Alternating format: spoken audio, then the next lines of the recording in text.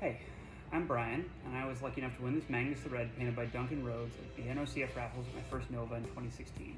I remember my best friend called me the morning after the ceremony, woke me up and told me that I'd won Magnus. I'd missed the ceremony and couldn't believe it. I thought he had to be lying to me. After checking my email and seeing the truth, that's when I decided to start playing Thousand Suns. I was even able to meet Duncan at the 2017 Nova, and he autographed Magnus' face. I admire the NOCF and will always be a supporter. Its causes strike really close to home for me. I was diagnosed with cancer shortly after my first Nova, and am now 3+ years in remission. Seeing this community that I love create these amazing works of art and raise so much money for these causes is just awe-inspiring. For this year, I've bought a couple of tickets for Duncan's night and a couple for the Warbringer Titan. I told my wife that I thought it would look amazing as a centerpiece on our dining room table. And I wish you good luck to all of you in today's raffles.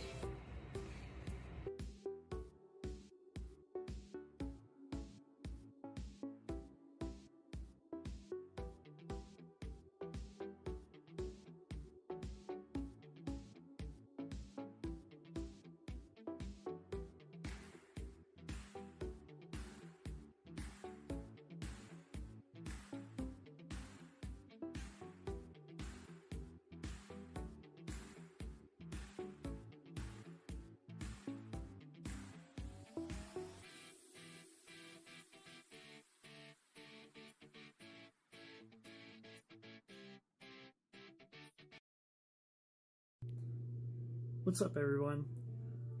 My name is Eric, and about 1 year ago, I decided I was going to donate a couple bucks to the NOVA Open Charity Foundation's raffles. Tried my luck at one of these armies, and well, let me just show you what happened. I ended up being lucky enough to take home the 2019 NOVA Fist Army and all these incredible miniatures. I couldn't tell you how happy I was when I opened that package and I saw these sitting on my doorstep.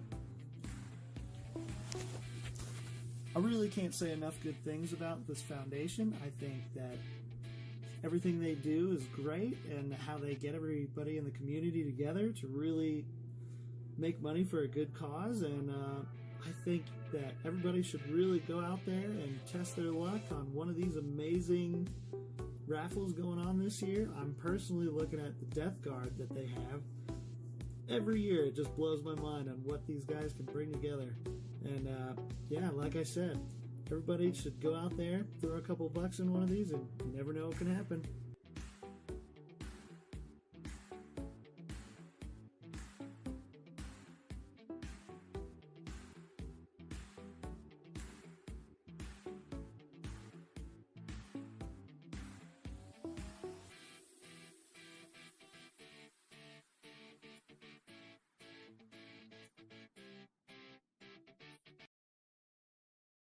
Hey everybody, CJ reached out to me and said I should talk about my excitement of winning Legio Solar Mortis Titan back in 2018 from the NOVA Open Charitable Foundation.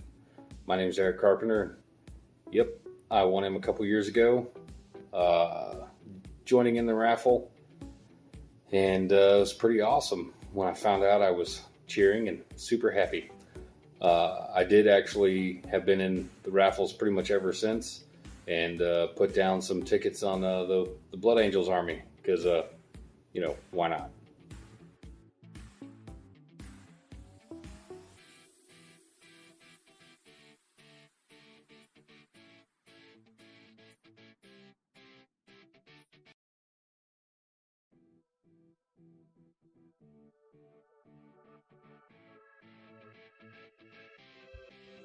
Hey folks, this is Ryan Bridges. I'm a member of the, Horus Heresy community. I help run events at NOVA for 30K, as well as the NOVA Open Charitable Foundation 30K Armies. This year, I'm really lucky, or I guess last year, 2019, I was very lucky to win this beautiful warrior demon from Creature Caster, painted by Sean McAfee of Brush for Hire. It was super exciting to win. I had no idea I would get it, and I wish I had been at the ceremony to pick it up. This year, there's a lot of fantastic auctions, but I'm most excited about the Warbringer Nemesis Titan being painted by Milltable Studios, as well as the Ultramarine Zone Mortalis Force for the Horus Heresy. I hope everybody has had a chance to get their raffle tickets, and I certainly hope everybody has a chance at winning. I love the NOCF. I love the charities that they support, and everything that you guys donate is much appreciated. All right, have a good one. Bye.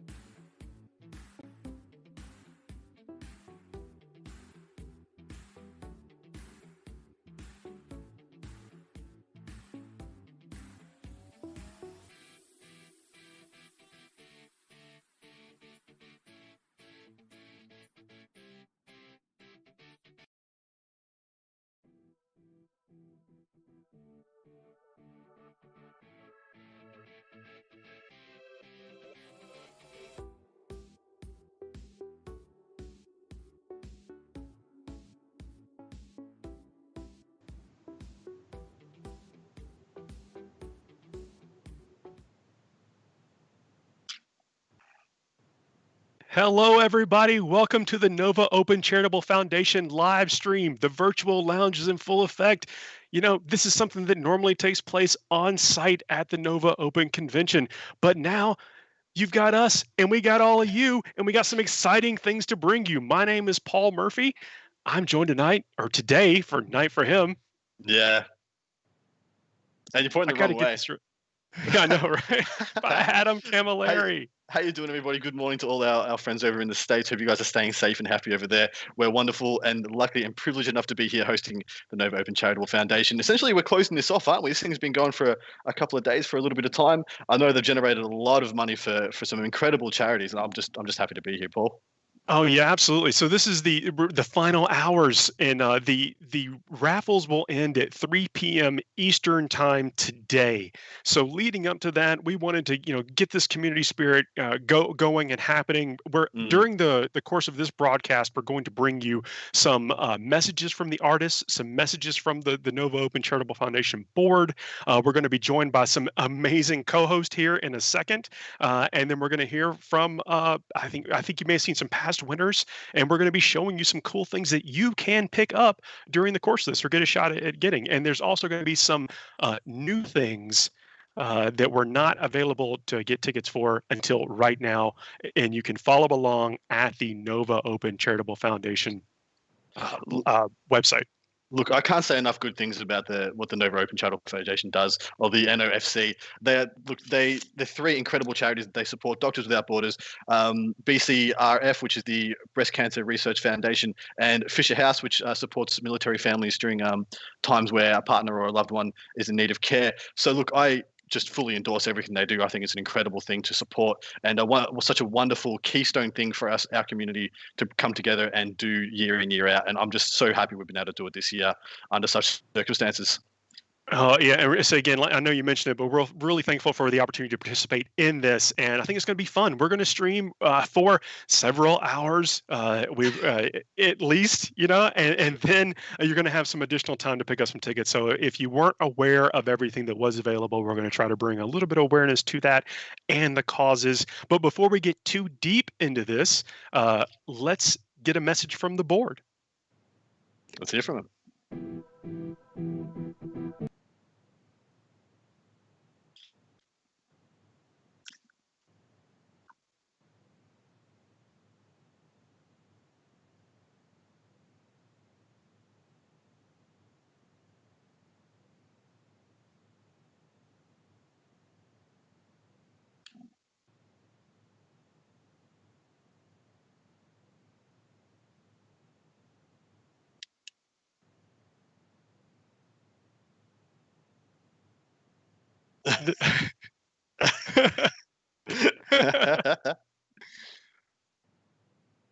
Well, we're going to get that message in just a minute. This is part of a live show and a part of us putting it all together.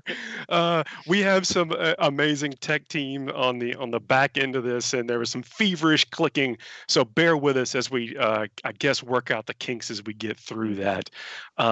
In this broadcast, you can see in the chat there's some links to some of the raffles that just went live. We're actually going to be touching base with at least one of those.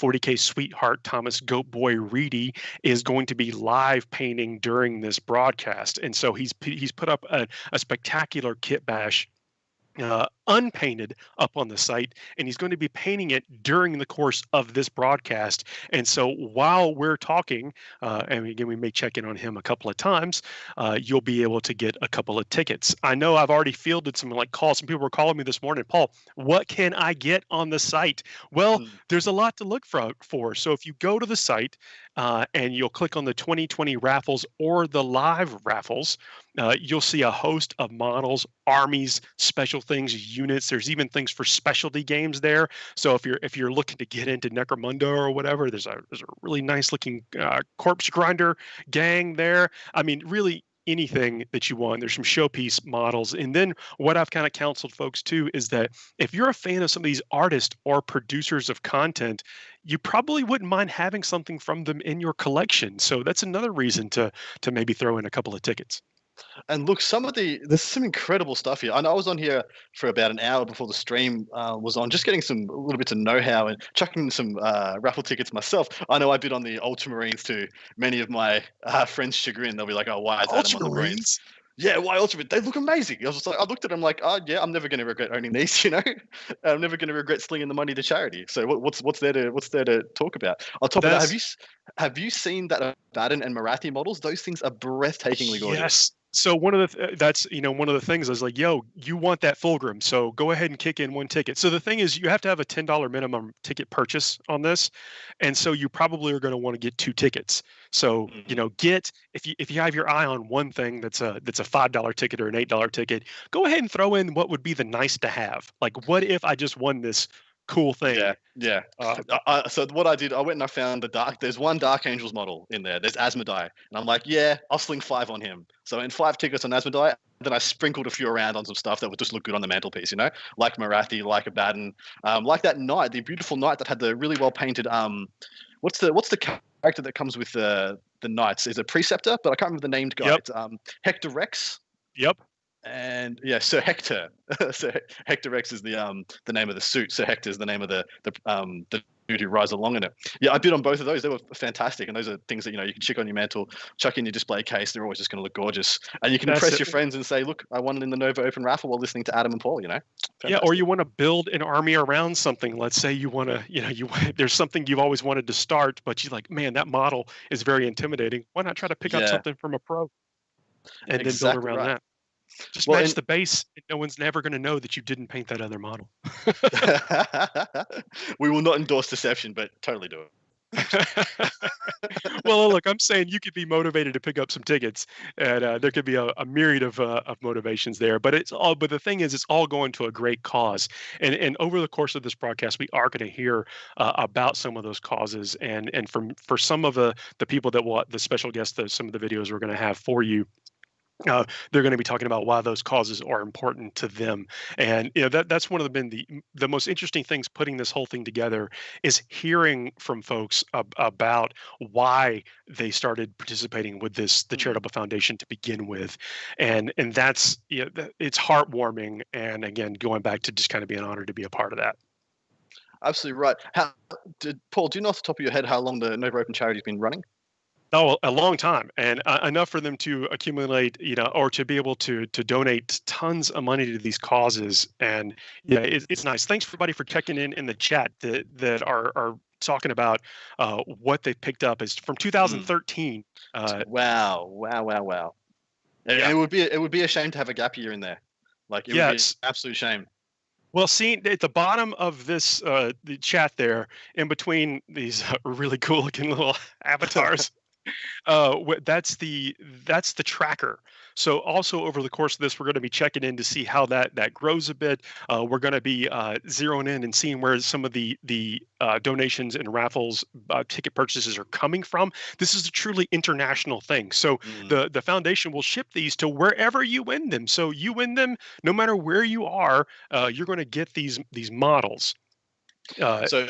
And just checking in on that live counter, we're currently sitting at $56,812 for charity. That is already a phenomenal amount of money, especially in this unfortunate and possibly not the best circumstances. Is the easiest way to put it, I guess. So the fact that people can dig it, just find it in their hearts to be able to do this is really cool. And even if you can't if you're not in a position to do it, during the course of this right now, leave us some comments, tell your friends, share this out. And so they become aware of this if they weren't already. I think we're going to try the video again. So this is a special welcome message from the board. We're going to give it a shot. If not, we'll be back in a minute.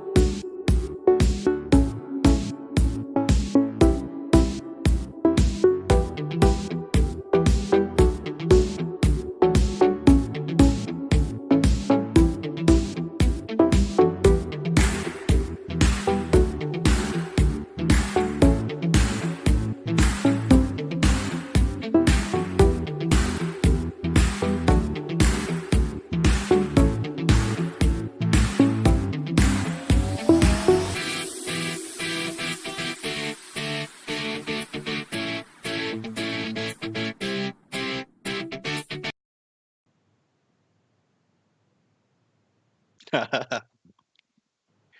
There we did it go. work? Let us know in the chat. We did a thing, guys.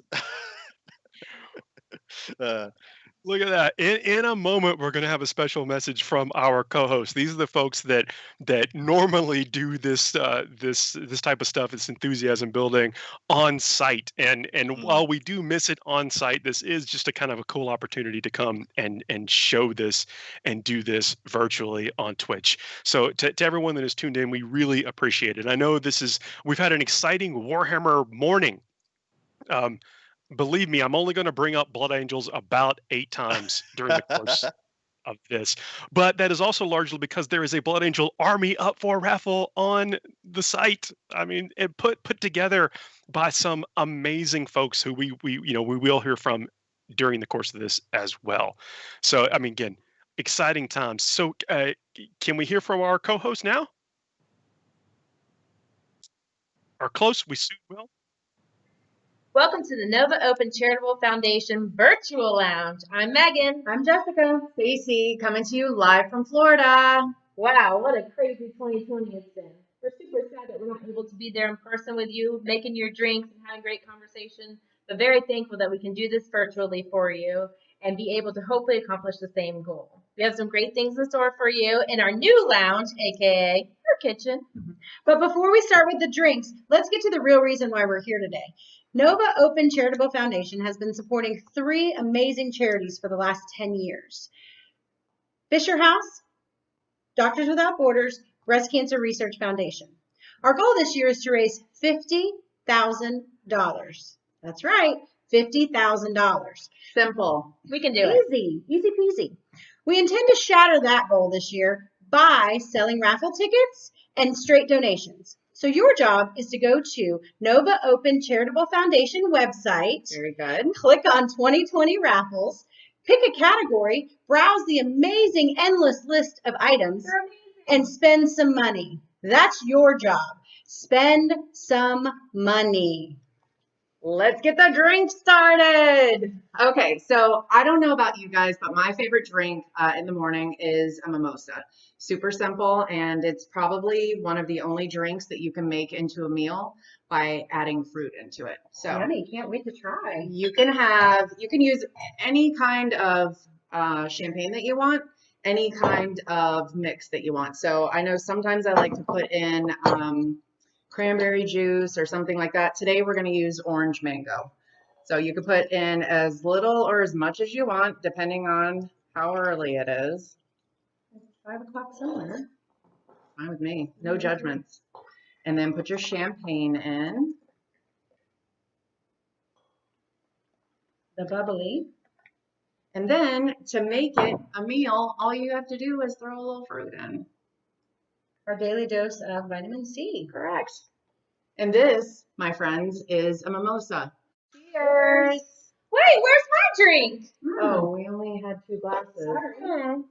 No worries. I'm gonna make a Bloody Mary anyway, so you I'm can taking have that this. with me. All right. Well, here, have this orange juice. Now I'm going to make a Bloody Mary because I love Bloody Mary. So I have a glass of ice. I'm gonna take some vodka. In the glass. Too early for that? We rehearsed. I guess. All right. So this is some Bloody Mary mix, or you can use V8. Get a little bit more. Yeah. Need some of that. All right, I'm gonna do a dab of hot sauce. Bloop, bloop, bloop. 3 dabs will do ya. Worcestershire sauce, just a little bit. Say that 3 times fast. No, this one's the hard one. Horseradish sauce, and I like mine spicy, so I'm gonna get lots of horseradish and get it in there.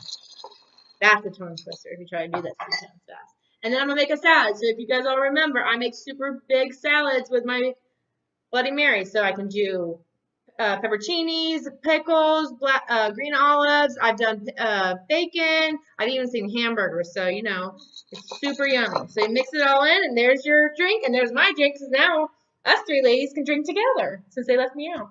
3 is better than none. That's true. Cheers, ladies. Well, that was fun. Now, we're going to take a break, finish these yummy drinks, but we'll be back soon to make the lounge's top 3 most ordered drinks. Can't wait. Can't wait. See you soon. Cheers.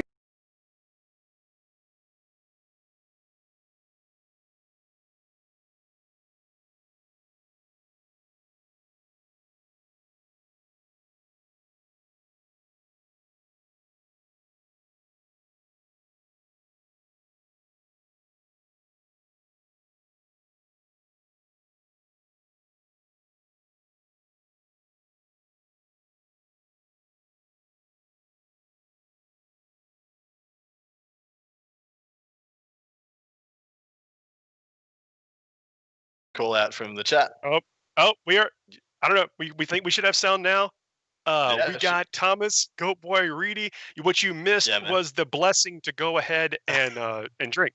So yes, So it is 12:38. So it's half an hour past midnight in Australia. Feel free to be like responsible Australians and have a drink because it's past midnight. in the future. You're all honorary Australians. Go for Yeah, it. it's in the future in Australia, so you already know you made it to the future. You didn't make any bad, terrible decisions. So That's we right, need yeah. you to go ahead and have a mimosa and go ahead and get a couple of tickets. Thank you. By the chat, this is amazing. Thank you all for being so responsive and letting us know. We have a lot of moving parts behind the scenes, and hopefully y'all do too. But because you're switching back and forth between the Nova Open Charitable Foundation website, getting a couple raffle tickets, and then coming back to see us. But we're doing that, like all that as well. So join now, and I promise I'm gonna get my directional things. Yeah. So now we got Thomas, Go Boy Reedy, 40K Sweetheart, prolific author on bowls. I'll Yeah, go Thomas. I'll go one step further. 40K legend and pillar of the media in 40K for so long, like time immemorial. Yeah, I've been writing since 5th edition, and I am very consistent because I'm crazy, and if I don't do it, my brain doesn't work right. So I'm just consistent.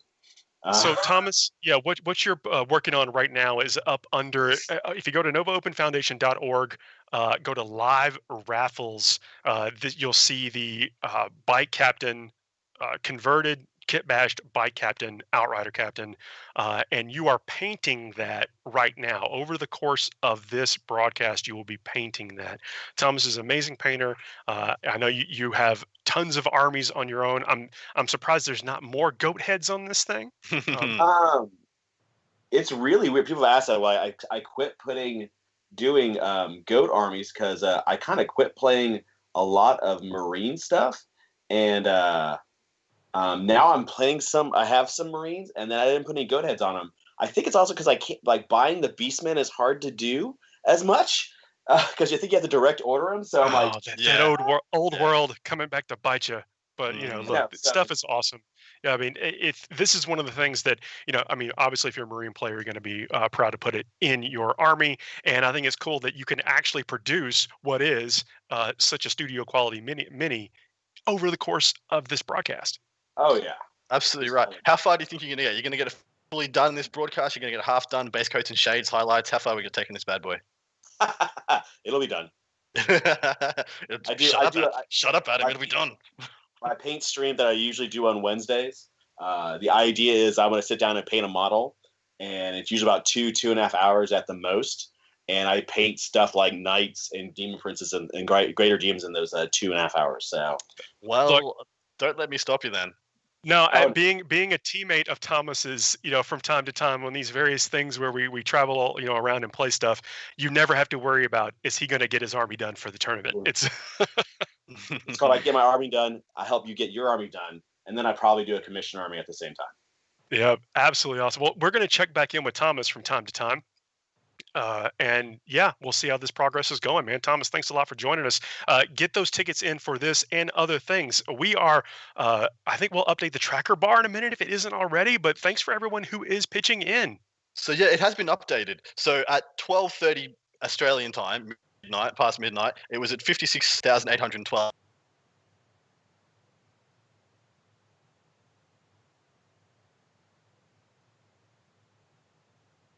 Probably going to have updated in another couple of minutes, and hopefully we'll see some more progress. But honestly, this is an incredible initiative by some amazing people, and just such community support already. I think it's phenomenal. I'm having a blast already. Hang in there with us. We're going to be speaking with some really cool, uh, I guess, people in the community, content producers, and this we may even have. You want to go ahead and kick one off if we can? Wonder what we got up next. Man, there's so many awesome interviews, so many amazing community members that have contributed to this. Yeah, so good. And apparently we're good to go. Josh has just given us the hot word, so yeah, we're going to tee off another video. Let's do it. What is up, Nova supporters, donators, and avid raffle ticket holders? This is Lynn Stahl calling from Metalhead Minis. You can find out all my information, all the follow links and subscribes over on metalheadminis.com. I have been a miniature painter since 1997, and Metalhead Minis was established in 2009. I've been a part of doing painting and stuff for Nova for years. I just don't remember offhand how many. I think it was since 2014, if I'm not mistaken. So one of the questions that I was asked was, how did I get introduced to Nova Open?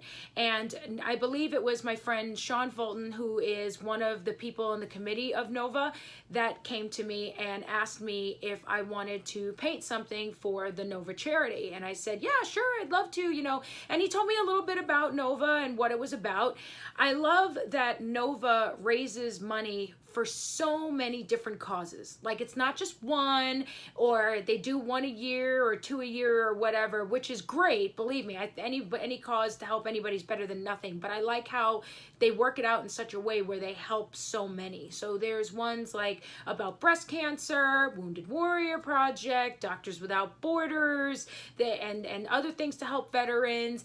Also to help families that have been having rough times during the course of all this COVID-19 fun stuff that's been going on.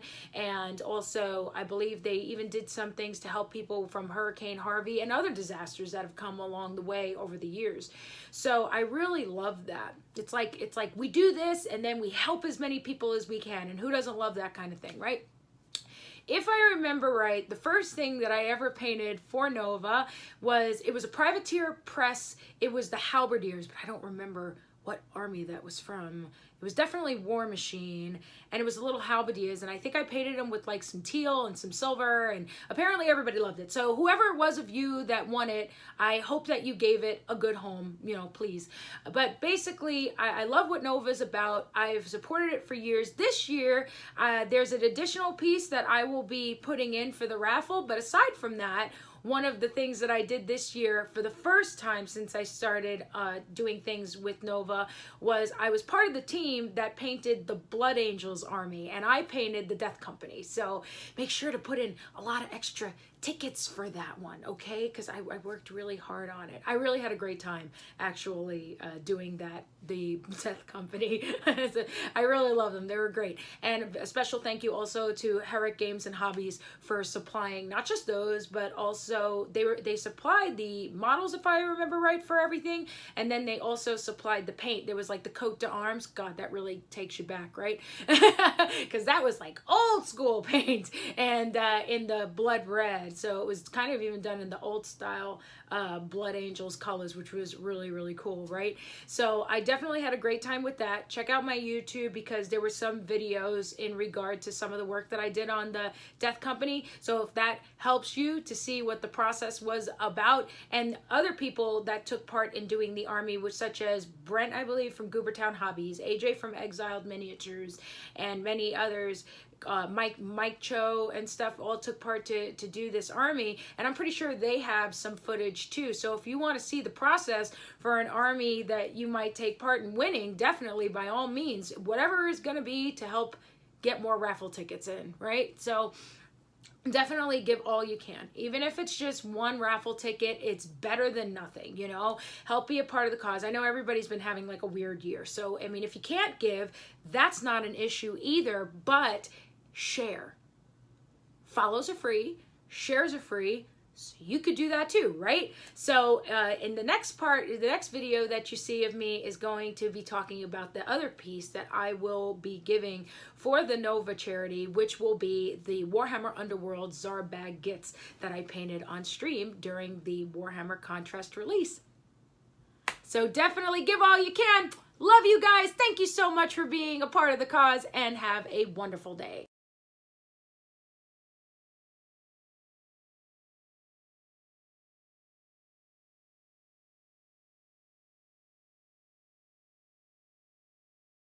Absolutely. What a gem of a lady, and what a amazing contribution she's made to this. She painted the Blood Angels. Yeah, they're phenomenally painted. I suppose you've bid on those, yeah, Paul? Yes, and the fact that those are, I mean, that's actually a collection of artists. So several artists have come together and put their stuff into that, including Brent from Goobertown, one of the OG painting tutorial guys out there, Java Balls. What a name.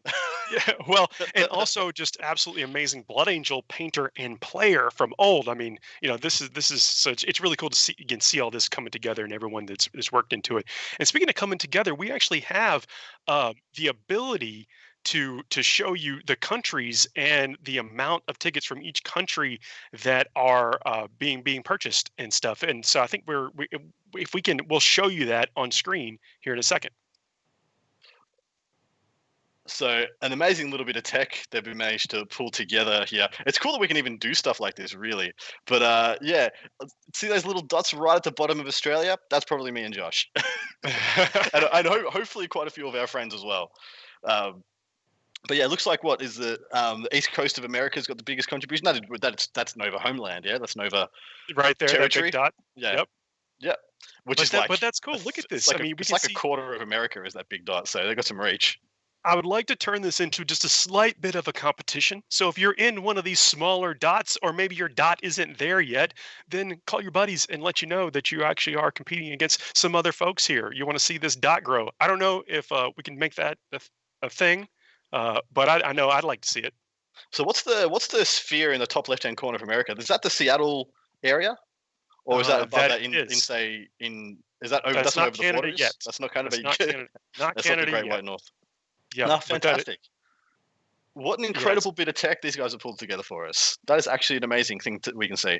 Yeah, but you can see the amounts coming in from each country and the number of tickets. And so, heck, I think we'll be checking back in on the number of tickets and the countries as they're being ranked. But this goes to show you that then this is really coming in from all over the world. So if you were curious about, if you've never seen this before or participated before, this is something people from everywhere are participating in. We've got Romania, Malaysia, Finland, Belgium, Hong Kong, Spain. This is a phenomenal thing.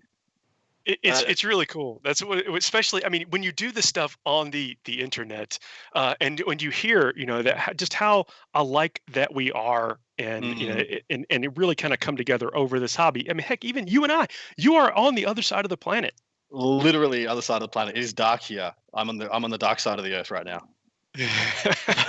But this is just another example of that, of everyone coming together, getting to meet each other, and in the chat too. So really, thanks for everyone that's participating in the chat. It's so cool to see these messages go by. I think the next couple of videos that we're going to see are from the charities that we're supporting right now. And we're going to hear from them in their own words about what the Nova Open Charitable Foundation means to them. And this is I've watched these videos, and it's again, just to hear them talk about the community's efforts, the Warhammer community's efforts to bring in some much needed dollars to these charities. It brings a good feeling to my heart. Well, absolutely right. Some of the times with these larger charities or smaller charities, it can seem like your contributions don't matter. But we're about to hear from the charities to say that they do matter. The actions we take and the contributions we have, and that community, caring about being part of the world and having an impact, actually does make a difference. So yeah, all the more for it. Yeah, let's hear one. Hi, I'm Dave Coker, and I have the privilege of serving as president of Fisher House Foundation. Nova Open Charitable Foundation has brought the tabletop wargaming and hobby community together since 2013 to raise over $80,000 for Fisher House. Throughout this year of uncertainty, we've been especially grateful to organizations like NOCF who continue to support us. The needs of military and veterans families caring for an injured or ill loved one have not gone away. Thank you to the NOCF 2020 Artists Consortium for dedicating the proceeds from raffles to Fisher House. Thank you to the artists and everyone buying tickets. Here's a little more about the families you're helping. At Fisher House Foundation, we put bricks together. We build homes away from home, close to military and VA medical centers, so free lodging and care are close together. But more importantly, we bring families together so they can recover, heal, and ultimately put their lives back together. Imagine what more we can do together.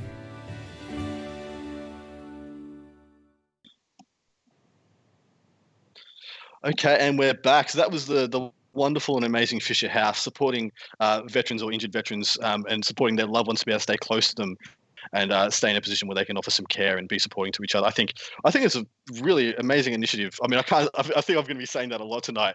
Amazing initiative, amazing support, amazing charity, amazing contributions. But yeah, like it's a bit of a tear to the eye, that one. I'm really happy that they're one of the charities Nova's really aligned themselves with and decided to support. Yeah, and if you can see, if you click into some of the model entries on the website, some of them are going to specific charities, and so that's another way that you can kind of make sure that one, you're getting maybe a cool thing, but you're also contributing something that may be very important to you, and this is one of the things that, I mean, it's just, again, to hear them talk about how our community has helped. I mean, even if it's one individual or whatever, like it's very heartwarming. Absolutely right. Like just helping one family to have a little bit more love and support to each other in a hard time, I think is absolutely worth the world. Like I think it means everything. It makes all the difference. Should we talk about a little bit of 40K for a moment? Should we? Man, I'd love to. Should we wax lyrical for a little bit in between some of these denser I would definitely pieces? love to talk about 40K because look, I mean, if you saw in the preview earlier, the Death Guard are getting a new codex, and there's a Death Guard army up. I mean, I'm going to relate things back to what's on the site for pickup stuff, but. Good job. You're picking up what I'm putting down, the man. Yeah. Don't need any encouragement there. But yeah, like new codex is coming out for so many new armies, so many reasons to be excited about 40K. And towards the end of the year, we're getting 6 codexes essentially in the last 4 months of this year. From October to December, we're getting Necrons, Space Marines, Blood Angels, Death Watch, Space Wolves, and Death Guard. Crazy times. I love that they slid in like one token Chaos faction. They're just like, all right, we can't just give 4 Space Marine codexes. We've got to slip one heretic in there just to even the scale so they don't mutiny on us. There's at least one designer who's just like mad obsessed with Nurgle, and so that's why he just keeps kicks out a character model or something neat every couple of days. Like, well, I guess we gotta keep it free. We just gotta put out a new codex. So we're just looking at some of the pictures up in the screen now of the beautiful Death Guard army. It's a Death Guard kill team, but man, there is a lot of flavor and a lot of work and love gone into that. Fantastic. 40K Stat Center in the chat. Is that Val? Is that Pete? Let us know and welcome. And thank you to CJ Kinder. I think you're being the most prolific one in there. Thank you so much for keeping up the support, spreading the good word, and posting all those links. Very much appreciated. Yeah, we know that folks are going to come in and out with the broadcast. Hopefully you do it. I don't know what this is Saturday morning over here for folks. And so if you have to leave and you have to come back, that's cool. Also, if you do pick up a couple of tickets, let us know what you're hoping to get. I mean, that's one of those, there are bunches of gems here, and we're going to hear from the other artists also in the live raffles. I mean, so you can kind of get an idea of what that is. Those things just went live now. So if you've already gotten a couple of tickets, there's some new things you didn't have the option before, but now you can do it now. So maybe an opportunity to pick up, again, for as little as $10-16 for 2 of the more larger things, you get a chance to win something really awesome. Absolutely right. So what are the other ones that you're looking at? So of course there's the Blood Angels. Maybe we should talk about the Blood Angels for a moment, because there was a unit that they alluded to during the Warhammer preview that I assumed was coming, but has scared the living daylights out of me to believe it's going to exist, and that is Death Company Assault Intercessors. Death Company Assault Intercessors. I mean, look, oof, big oof. Yeah, if you listen to the show, I'm a big fan of Impulsors. So I think that just adds another layer of durability to get all that blindy assault action into combat. And look, I'm really excited, especially the opportunity to paint additional Blood Angels, I think, is always going to excite me. But yeah, I'm real pumped about what's coming down the pike for those guys. For the models that have me really excited about on the raffles, there are some impressive, those centerpieces of things that are intimidating models, and then to be able to get some of them, or to have an opportunity to get one or two of them by literal pros or people that are masters of their craft. I'm real as far as like what I'm going to put in my tickets for. Those are it, because those are things you can start an army from. Like, you could get this if you're even Exactly right. remotely Yeah. interested in something. You could then just like be able, like, I'm going to now. I've won this. Now what can I do? Now my year of hobby is planned out already. I guarantee if you had even like Paul said, even a passing inkling to like play Blood Angels, and you won the Blood Angels raffle, you're just gonna play Blood Angels now. Yeah, you're just like, I used to be a Eldar player. Nah, I'm Blood Angels now. On the back burner. These models are too good looking. I need to flesh out this force. I think it's phenomenal. And yeah, I'm excited. I want to win some stuff. I bought a bunch of tickets before. I'm so down. I want that Asmodai. I want that Dark Angels Asmodai. What I love about the BA army though here is that it's playable. Like, you could get this, put it on the table tomorrow, and you're going to be winning games. Exactly right. Yeah, they're not just a random amalgamation of units. These are box sets that are purpose built and things. Like they're not just they're plug and play already. They're plug and play detachments. I think there's some thinking that you can tell they've been made they're created by people who know a bit about the game. I think that's reassuring as well. Yeah, absolutely. I think we're going to hear from another one of the charities here. I think we're ready for that. Yep. All right. Let's do it. Jumping over to the next one. Hello, I'm Myra Biblowit, President of the Breast Cancer Research Foundation. On behalf of all of us at BCRF, we send our deepest thanks to everyone involved with the NOVA Open Charitable Foundation. This year has been challenging, but NOCF rose to the occasion and doubled down on the causes that have long been important to your organization. Once again, you ignited support around breast cancer research through your summer raffle.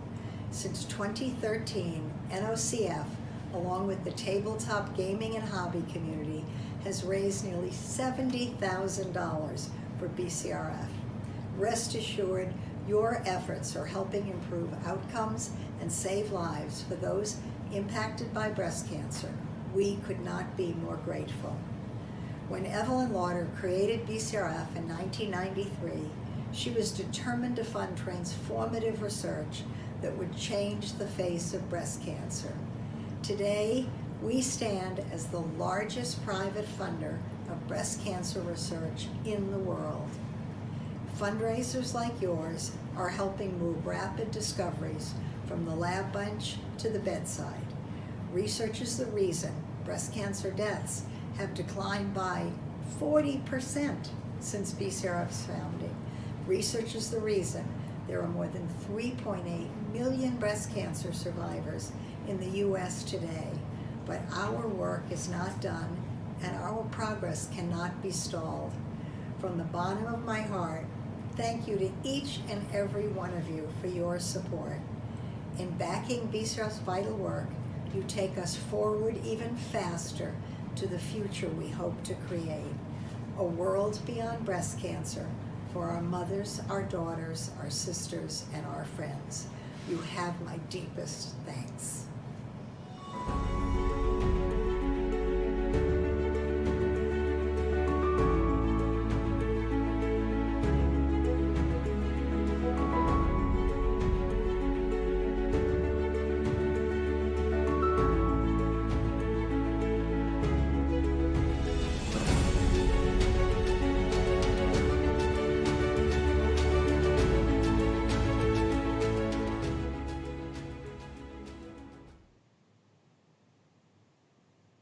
Hey everybody, we are back. That's a powerful video, and as we've seen in the chat, this is a cause that's very important to a lot of folks out there. Yeah.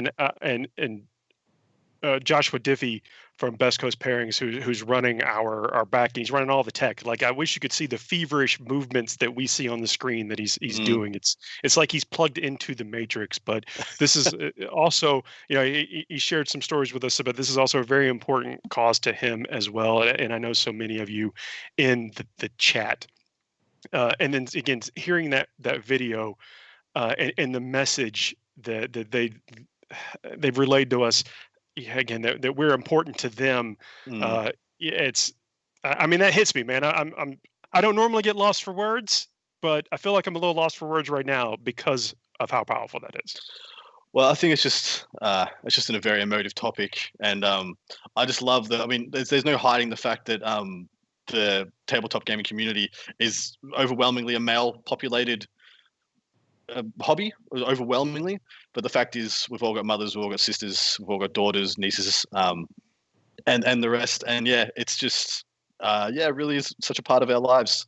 And who are we to not support? And I mean, Mr. Brandt was in the chat. I believe Mr. Brandt was in the chat saying that this originally the whole foundation, the whole charity was created to support Laurie through some trials and tribulations. And yeah, the fact that it's grown into what it is from such humble beginnings and such noble beginnings is truly a testament.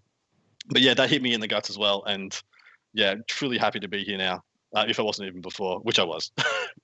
But so let's lighten this load a little bit, Paul. What next 40K flavor can we wax lyrical about? Man, I want to talk about Necrons, man. I mean, you know that our man Red on the show with us he's a Necron master, by the way. He's really been holding it down for the Necron faction for a long time, and now we're getting. I mean, I was blown away by those new character models that we saw.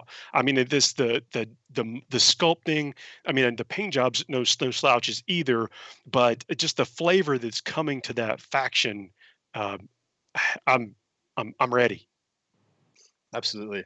I'd just like to draw people's attention to my Warhammer glass. So my watermelon glass. I said Warhammer in the brain. But yeah, this is my watermelon mug. It's keeping you through these long hours, man. Yeah. If you're lucky, you'll also see my wacky Rockstar cat mug as well. If you're lucky enough. Yeah. So think about this. Staying on the Necrons just for a second. Like, dude. New army builds are available that weren't. I mean, they didn't even exist. Like they exist. I think there's vacuums in our minds that we wanted them to exist. But the blend of the wraiths and those basically whatever the I can't remember the name, the Ophidian Scorpex or something like that. Dude, like, well, you've been in the game long enough. You know what these wraiths are. They're the OG. They're the 4th edition wraith constructs. They look phenomenal, but they've got the elements of the new stuff tacked on there. So there's this nice melding between the two kind of spheres. The old edition and new stuff. I like that they've kept the old edition heads. Like they've got that old looking Necron kind of Terminator visage on it. They haven't gone full insectoid like the race we have, the Canoptic race we have now. And I like that they bridged that gap between the two. They've got the serpentine tail, but the humanoid head. I think they're fantastic looking models. They're superb. On top of that, praise be to the machine gods or whatever, the Catan. Praise be to the Catan that we actually have plastic flayed ones. Like so many. I know people want that. That's so cool. That is complete fan service. It is 100% fan service because then they haven't been a mainstay unit for a very long time. But yet every Necron player I know complains to high heaven about how they're not plastic. They want them. They are and here we are. And I love the tip that they gave you is that maybe paint the dripping flesh bits on there to match whatever your nemesis's army looks like. You know. Like for instance, if I were battling you, Adam, I'd paint them all Cadian flesh tone, and then adorn them with little helmets and stuff and grizzly bits. I'm looking forward to that. As a matter of fact, I may just do that. I occasionally paint some for a buddy of mine, and he doesn't get a say in what goes into the grizzly bits. I know what they're going to look like. They're going to be your nemesis. Shout out to the War Mistress, whoop whoop, representing the 1% to 2% of war gamers that are female, and you do such a good job of it. Thank you so much for your contributions and for representing a minority voice that needs to be heard and needs to be allowed to contribute. You do a fantastic work, and thank you so much for all you do. Yeah, and that's Tanya Gates. We're going to hear from her. And all the other incredible women who do such amazing works and are so supportive in so many ways. Thank you so much for all you do as well. Yes, well said. So we're going to hear from her talking with Dave Taylor later on in this broadcast. It's one of the special guests that we've got, and really thanks to her. She also on that show. She's also been hosting a Women in Wargaming segment. Yes, indeed. I listen to that every week. I don't know about you. Oh, you're one of the hosts on it. Of course, you listen to it. It probably doesn't. No, I'm just joking. But yeah, I listen every week. I find it a really insightful segment, and I think it is absolutely a voice that needs to be heard. And always intriguing, always great perspectives. I love it. Yeah, well, let's keep these tickets coming. We've already seen the bar jump a little bit. We have, a bit of a ways to go to match and to surpass what has been done in the past. And over the course of this show, the raffle is going to extend a little bit. So if you're listening in the car right now or something like that, don't stop and buy. Or actually, yeah, pull over, get a couple of tickets. But don't be messing with the phone while you're driving. But after the show. We may even replay this on Twitch if you want to go back and see some of the chat and follow along and maybe find some folks that are as jazzed as you are about some of these things. But we really want to get to a lot of tickets in during the course of this, and then leading up to the end of later on today at 3 p.m. So we just saw the update on the donations tracker. So it is in the last half an hour. It has jumped another $1,128. So $1,118 in the last half an hour. If we can keep that going, I don't know how long you've got left in you, Paul, but I could go for another couple of hours on this. If we can get another 1,000 or so every hour or every half hour, I'm down to just go as long as somebody make Adam's math right. Somebody go and get $10 worth of tickets right now, so he could be the $28. Round this off for me. I'm bad with calculation. Well, I think in maybe a few minutes we'll check back in and we'll see if any of those dots have grown. I think it's going to be hard to track it, but I'm going to zero in. I'm going to get my eagle eyes, and we're going to see if any of those dots have grown or the number of tickets in a certain region have surpassed another country. Yeah, good stuff. Looking forward to getting in on that. So yeah, I'm going to continue to wax about these Necrons a bit, if you don't mind, because man, think about how cool it is going to be to field an all close combat Necron army and not be laughed at. Yeah, not be a joke. Well, because you used to be able to do it with just you could just have your one brick of Lich Guard. I think I even talked about this on FTN this week. You could have your cinder block of Lich Guard, and then you could polarize all your killer characters around that and keep them safe. Can't do it anymore because, especially with the new character rules, you just can't keep them safe. They're going to get shot. They're going to get popped. But now you could have MSU with these guys. You can have 3 into 3 of the new race, 3 into the 3 old race. They're all going to be quick. They're going to spread around. They all hit really hard. The new race don't seem to be that survivable. They seem to be quite comparable to, say, Tyranid Warriors, but faster. So much faster, double as quick. And on top of that, they can deep strike, and they got a bunch of other boons going for them. Oh, so, they're going to be some amazing stratagems. I mean, there's going to be things to support these new models. That's one of the most interesting things about this edition is that what's the stratagem support for things. And yeah, man, I'm really looking forward to see, because this is a faction that's needed some juice, and I think we're gonna see it. Me too. Double the juice. We've already gotten more juice than I thought we were going to get.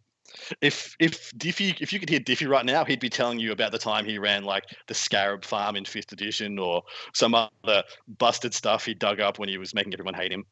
Yep. No one hates him anymore, though. Lovely man. So in my chats that I'm getting on the other device over here, again, we're juggling lots of stuff. It's been equal parts of what people are getting tickets for, what they hope that they win, and then are we wearing pants? You will never know. We have to save a little bit of mystery, we got a long telecast here to go for. But, well, let's put a buffer. If we get to 95,000, we'll let you know if we're wearing pants. I'm going to go one step further, but I want to keep it PG-13. Tell you what, can we let's get ready to hear from the third major beneficiary that we're doing here, because I mean we may even play these again, because I want folks to know what everything is going towards, and it's, again, to hear this in their own words, it means a lot. I mean, when we started putting this together, you just don't know how much you mean, right? As far as Yeah. like with the donations go, because these are some of these are major organizations, but the fact that they were willing to take some time and to give us these personal messages, it's really nice. And so, I mean, Diffie, take it away whenever you are ready to go to that next one. And maybe when we come back, we can check in again with Thomas and see where he's up to. Oh, good call. Mm-hmm. Hello, my name is Master Police Officer Tara Kreider. I am the Vice President of the Arlington County Police Department Friends and Family Fund.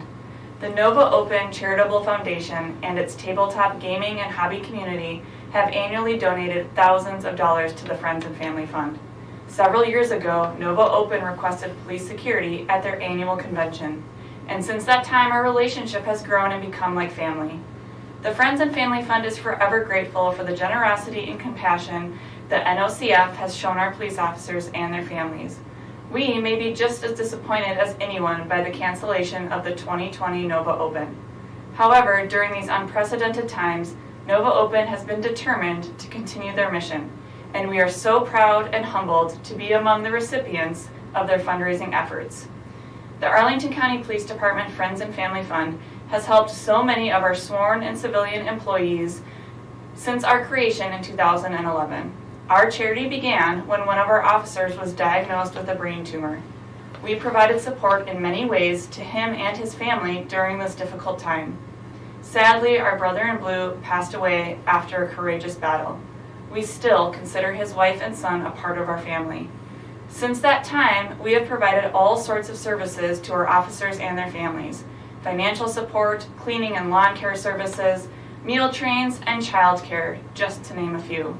We have been there for our police officers and civilian employees during their hardest times. Our assistance even extends to our sheriff's office, fire department, dispatchers, and Commonwealth Attorney's office within our community.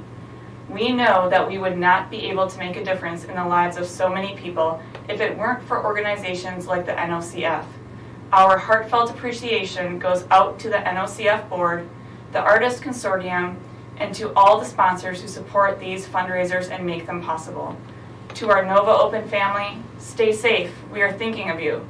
And for those supporting the cause and buying tickets, good luck. We thank you from the bottom of our hearts. And we are back. You can see we got Thomas down there. I keep pointing the wrong, because he's right there on mine, but he's there on y'all's. And look, I'll get it. I'm slightly dyslexic.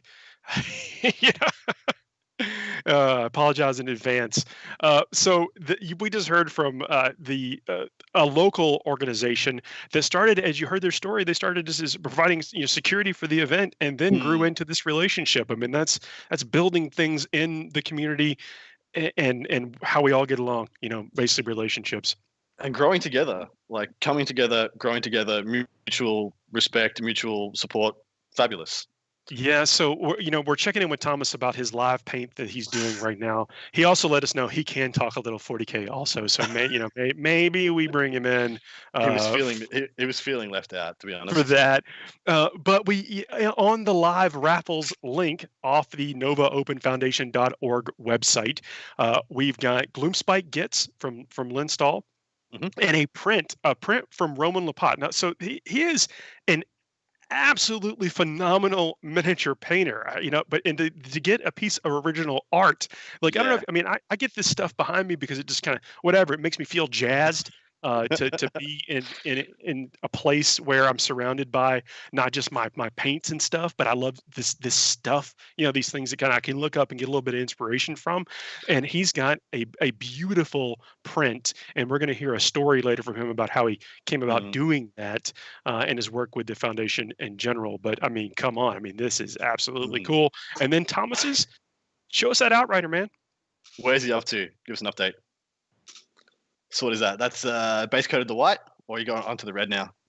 Three layer, 4 layer white, second layer in red. I got 3 more layers on red, and then I got to do metallics, and then I do shades, and then I bring it back up again. What's your white painting process? What do you start? Like, what's your off white you start with, and what do you work it up through? I go for warmer on the whites because my one I've done, I like it warmer, so I go browns, rakish flesh, a bleached bone, and then a white, and then I'll bring it down with a brown. I just figure that they're a much more, from what my thoughts is, they're a much more dusty, dirty, driving through stuff. So I go into the more browns on it. I just think I like it better because it looks different. Because most of the other ones we see are like cold, and I'm like, I don't want to do it as cold. So I go the more browns, and the reds I go all the way up to like a bright red because I think it's pretty. White scars. That's actually, I think, the preferred way of the shading the white is with brown. I mean, that's. If you look at a lot of the tutorials out there, like they're in White Dwarf or whatever, it's a brown shade on the white. And they really are a clean canvas. You can push it as far as you want as for battle damage effects, dust and things. The white really lends itself to jazzing it up as much as you really want to. Yeah, this guy's gonna have battle damage and everything else on it because he's driving around. Then I got to figure out how I want to do a flame, a blade that looks kind of on fire. So we'll figure that out. Fantastic. Now, I just want to give us an update on the live tracker. Have we had that updated again since? Did I tell you guys? I did. We've had it updated again. We've had another jump in a couple of $100. We're up to 58,947 as of 1:18 p.m. AM. Jeez, Australian time. I'm doing my own little personal tracking just so I can say this is how much it went. This is how much it went up because feverishly scribbling math. Carry the ones. I ain't doing any math. I'll do the math at the end. I think that it's too late over there for Adam to do math, so we just have to make it right. So we've got whatever, however much he overestimates or carries too many ones or twos, then make him right with a couple of ticket purchases. And yeah, man, in the chat, I don't know if you can see it, Thomas, but you're being heralded as a wizard. You're a wizard, Thomas. He's getting the wizard beard, that's for sure. I love that quarantine beard. I know the beard is weird because most people. This is the first time I've ever grown a beard, so I'm excited when I shave it off. I can do Fu Manchu and some other really weird biker stuff. The wife doesn't hate it, so I'm like, yay! I can keep it for a little bit.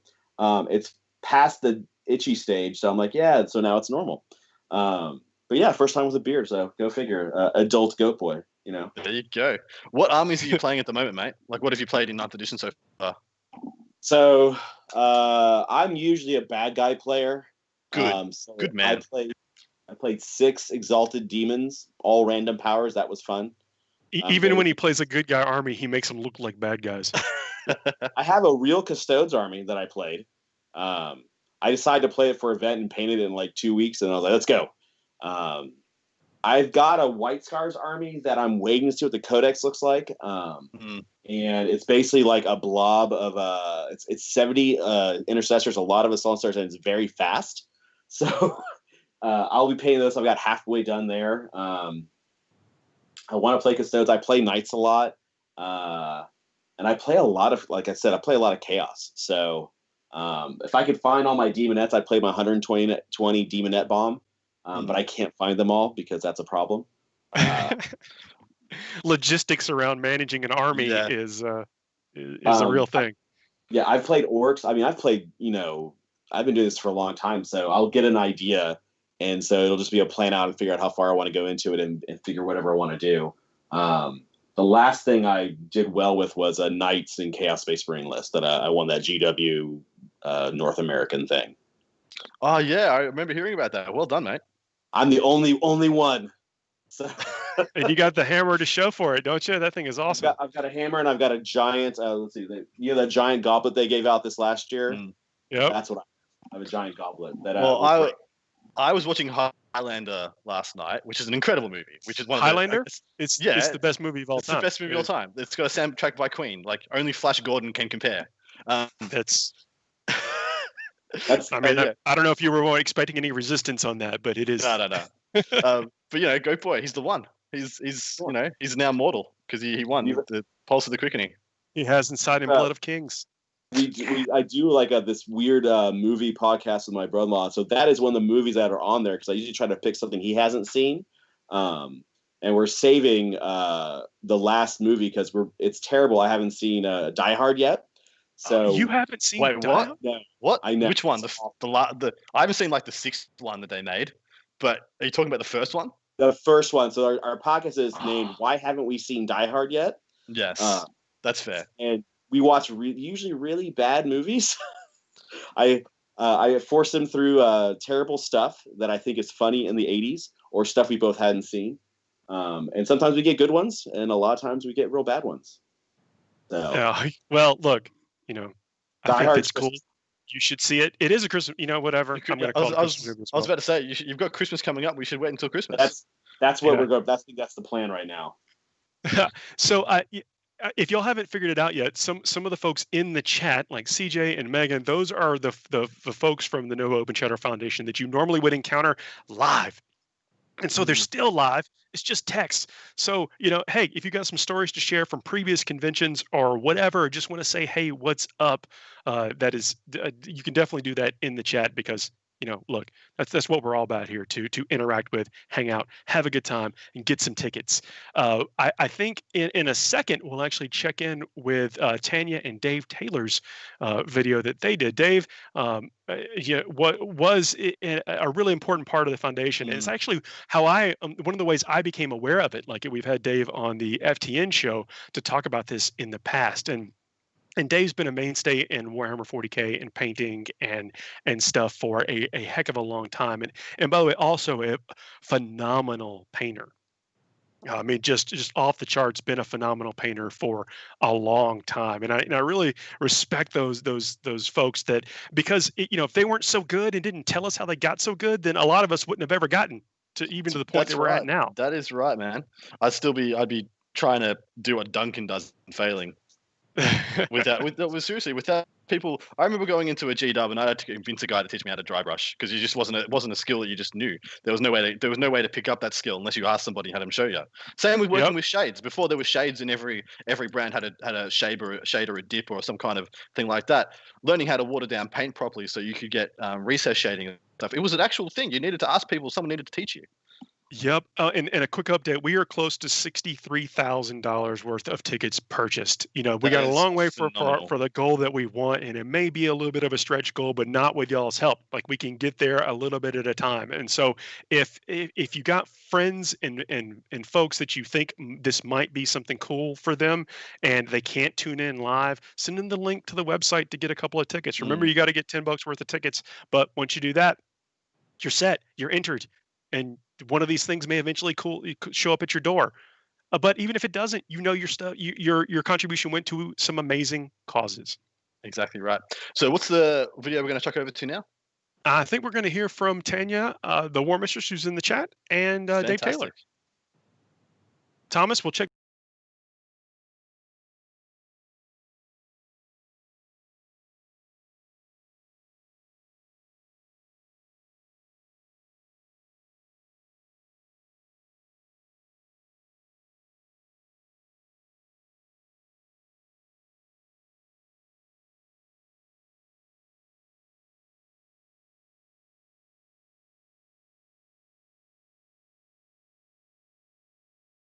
Audio set up in just a second. We want to make sure that you get the whole message. Yeah, but that was a teaser. We did it. You're going to now it's anticipation. It's like a trailer for a blockbuster movie. It's all part of the plan. You saw nothing. Now we're a perfect stream. No blemishes on our record. Yep. So that was all part of the plan, and then we're going to get this up in just a second. Yeah, great hair from both parties, but no sound. Good call. If somebody in the chat has an amazing Nova story from something that happened to them at Nova, an amazing interaction or incredible experience that they had at Nova in years gone by, please post it up and I'll read it out when we come back, guys. I'll tell you what. I want to hear your bad dice beats. I want to hear a couple of bad dice beat stories. That's what Paul read out. I'll do the inspirational stuff. Paul will do the feel bad stuff, as is our way. I don't normally listen to the bad beat stories, but yeah, but that's true. You don't usually buy into them, do you? You're like, there's no bad dice. They're all good boys. You're just bad at mitigating risk. And by the way, I also roll a lot of ones. Man, or I have the reverse effect. Like, my opponents are going to roll the game of their lives. I'm over there being mediocre and they're swinging for the fences. Yeah, it looks like we're almost about to get that video with Tanya teed up and ready to go. Just waiting for the okay from Diff. Don't we have a fun story just like that, Paul, where my dice are amazing? Yeah. Oh, yeah. I remember you getting several demon units back on me. Yeah, they can't hear Paul. You're talking to Thomas, and no one can hear Thomas. So it's just like you're talking to nobody. That's well, good. Thomas is talking about some impressive luck that he has had. And anyway, I look forward to hearing from y'all. For those who haven't asked, and I don't know why you haven't asked, but my spirit animal is a wombat. And if you don't know what wombats are, they're amazing. You should look them up. They're like surly old men, all of them. They're just grunt. All right, enough of me biting for time. We're good to go on that video. Let's hear this video.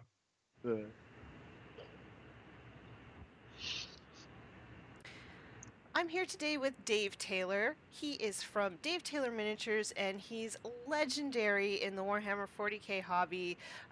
But just in case people aren't familiar with your work, I was wondering if you could maybe introduce yourself in your own words. Sure, in my own words. I've been in the tabletop hobby for almost 30 years now. I've been working in the toy soldier business for about 25.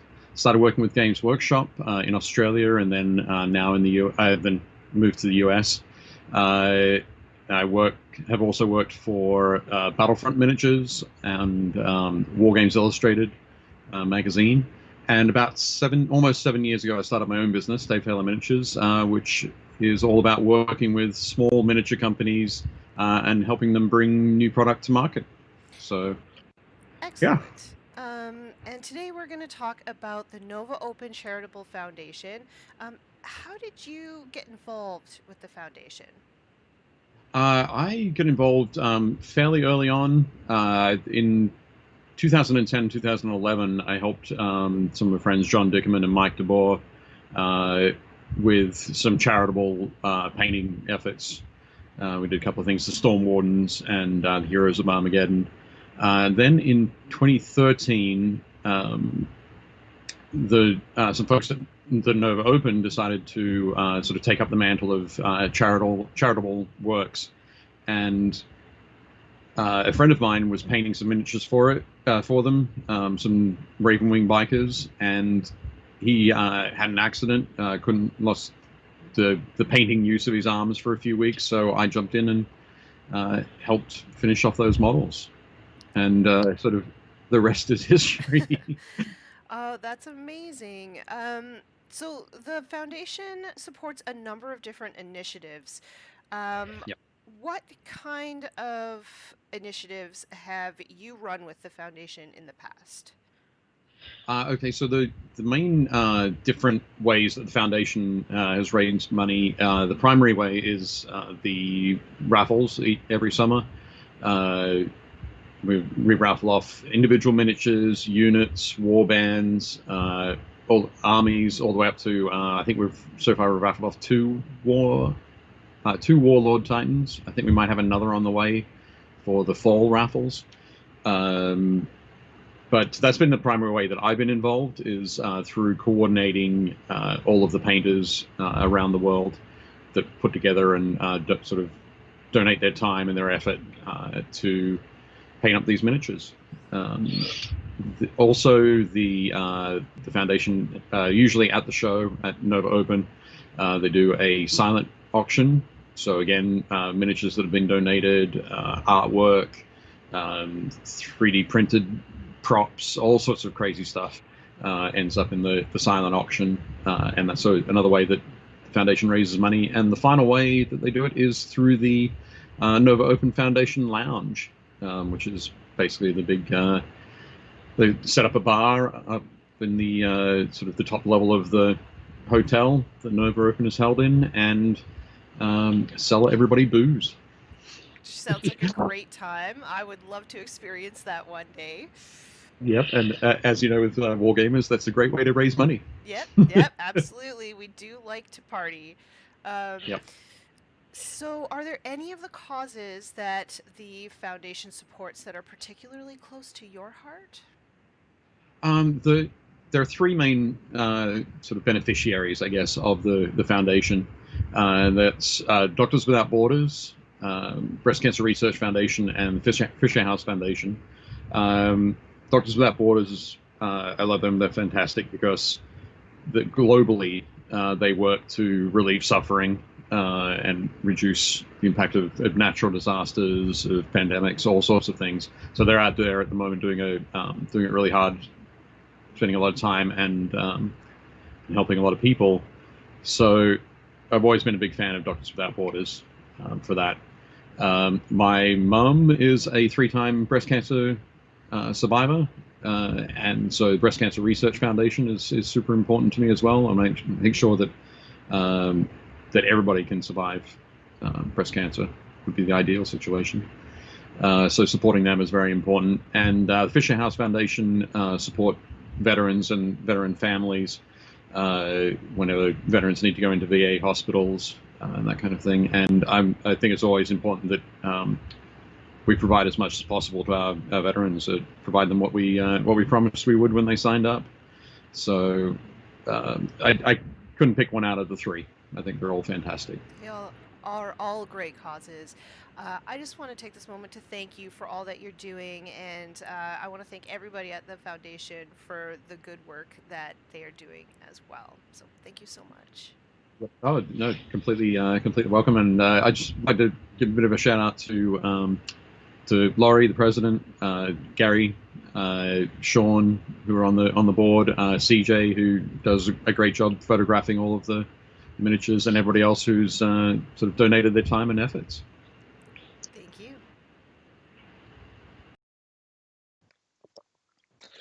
And we're back. So that was Tanya and Dave. It was a wonderful interview. It's so cool. I mean, again, just hearing how the foundation is grown into where we are now. I mean, we're in the space age now. We're on the internet. We're not just on site, but I think this is absolutely cool. Absolutely right. And apparently Dave was a board member for 5 years for the foundation. Yep. Oh yeah. Help to get, I think, organize some of the artists, some of the people that are currently doing their contributing thing. And we can't talk enough about the artists themselves. I mean, this is especially the ones that like paint professionally, because their time is their commissions or whatever. Yeah. And while this is a cool opportunity to maybe get them exposed to folks that would not have normally seen them, for sure, it still takes the time, and they produce such high quality things for this good cause.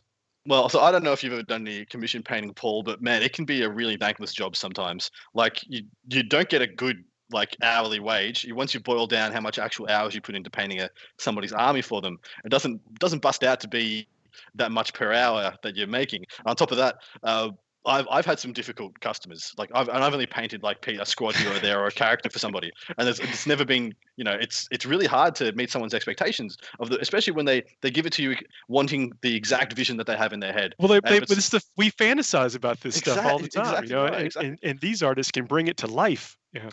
Well, I look at some of the stuff they bring, and I'm like, well, they can obviously do those things and bring those do that. Like I was looking at the Abaddon model. That's literally a box cover piece of art. That's literally out of one of the art pieces in one of the books. The glow around his head, the magnificent way they've done the gold. It's just superbly done. I'm going to be true to my word and read out one of the stories from the Nova Open. So this is from Kolath. One of the greatest Nova experiences was in the 40k narrative in 2014, he believes, or she believes. One of the players was a Dark Elder player, and he made his own Nova Open t-shirts that said, "I came to the Nova Open and all I got was subjugated." And he gave one out to all of his opponents. I think that is hilarious. Oh, that's so fun. So I just, during that break, these came in the mail today. Look at this. Oh, dude. Legion dice. I want you to crack one open, just one, and be honest. Tell me what it rolls. I will do that. And then Death Guard. So again, some of my 2 favorite factions, Blood Angels and Death Guard. If I like to also accessorize, and so if you are looking to pick up any of these things, I like it that we can have so many cool little things with this. I feel like if you have dice that match something that you win, you're probably going to roll better and win more often, or at least get a desirable outcome. I had to stop myself from getting the Dark Angels dice. I got book 9. I got the Horus Heresy book 9, which I literally just got for the story. I just want to read that and absorb all that story, all that good fluff. And of course, I play a bit of Horus Heresy myself. But man, I had to stop myself from getting the dice because I already have Dark Angels dice. I already have specific dice set aside for my Dark Angels armies. I was just like, it's going to mess it up too much. Yeah, do you know those So the store opening special edition G-Dub dice, they're black with a gold skull on the 6. I got 40 of those, and I was like, that's cool. That's all I need. I don't want to mess with that anymore because I'm happy with those. I'm a bit of a dice junkie, so I like it. Yeah. I've gotten I don't know too many. Like I don't know if you can see behind me, but I've got some Lumineth Realm Lord dice on my thing over here. I don't even play them. I just know that I might want to play them in the future, so I don't want to not have the dice. Yeah, you can't not have the dice, man. Like Yeah. you're gonna regret it. Yeah.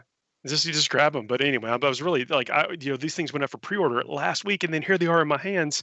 I will definitely be rolling them later on. If you want to look at on the page, there are past raffles. You can see, I think, 2013 to 18, some of the things that Dave was involved in. Again, mobilizing all these artists, getting everything. It's an ordeal. So that's one of the things that the Nova Open Charitable Foundation has gotten really good at is mobilizing all these people, getting them all together, and then getting them out to the winners. Like I know people have won some of this stuff, and during the pre-show, as we were leading up to it, you were hearing from some past winners of some truly epic stuff. I know people who walked away and won off just a couple of tickets. Put in one ticket for what I guess their safety choice of things they feel pretty confident or know they would use, and then their pie in the sky. They've walked away with their pie in the sky. After just a ticket, and I'm talking like Titan level pie in the sky stuff. Things that other people are going to be getting some tickets for. But hey, somebody wins it. It might as well be you, and you cannot win if you don't buy a ticket. So true. And like it was a Warlord Titan, yeah. I was looking at one of the past things, and the guy was just like, "Yeah, I want a Warlord Titan." And I was like, "What? Yeah, sorry, what?" Say that again. Yes. And not just one, a absolutely gorgeous one. I mean, there's phenomenal, like world class painting it's just breathtaking as well. I love the aqua blue they got on that. I think we've got that up on the screen now. It's just absolutely gorgeous, and the weathering is like beyond expectations as well. Because that's the difference. Like on those larger models, you have to have some weathering. If the panels were just all opaque, it actually wouldn't look right at all. But you can see they've taken these all the way with that, and I really love the purple on the OSL and the plasma as well. I think that really ticks it off. A bit of an eye catcher. Oh yeah, and please make sure you check out the single model one. There are some ones that come with like a couple of models in here, but there are scroll down there, and if something catches your eye, especially, I mean, there is a beautiful Sisters of Battle. Who's the standard bearer? It's the Imagifier or whatever. Is that what it is? There's again things. There's an Iron Hand Strachan. I like catechins. I think you like them too. There are things that can be centerpieces for your armies.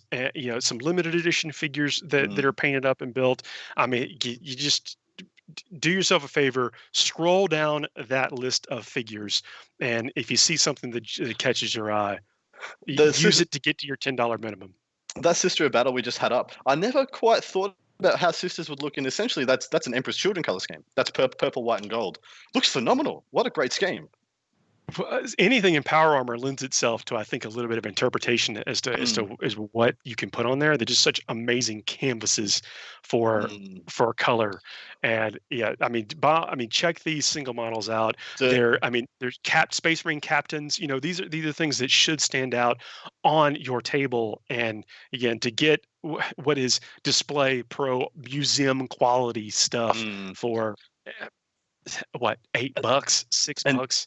Well, some of these things I truly transcend the models. Like that, the Sister of Battle piece we've got up at the moment, that's not a Sister of Battle piece. That's a Sister of Battle diorama. That is literally like, it looks like a work of art. It's beyond just being a showpiece model. It's actually like, it's freaking art. It's that good.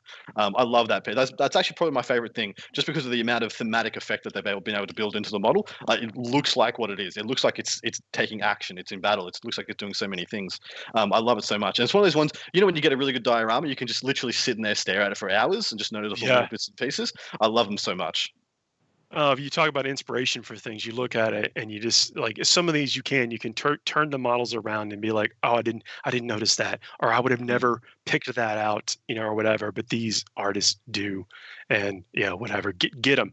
Take a shot at getting them. Get them. Yeah, don't hold that's back. it. You want to transition into something? Oh no, I was going to see. I got to see if we could go and check out the dots, the blips. The blips, yeah. See how we're doing. See how the GSC, see how the Colts are going. Yeah, the number of tickets sold, the places that they're coming in from. I want to see if if the country list has shifted a bit. I know the bulk of it's coming from the U.S. right now, but let's see how the other ones are doing. I don't know whenever we can transition to that, if we can transition to that. Yeah, looks like we've got that coming up right now. Thank you very much, Diffie.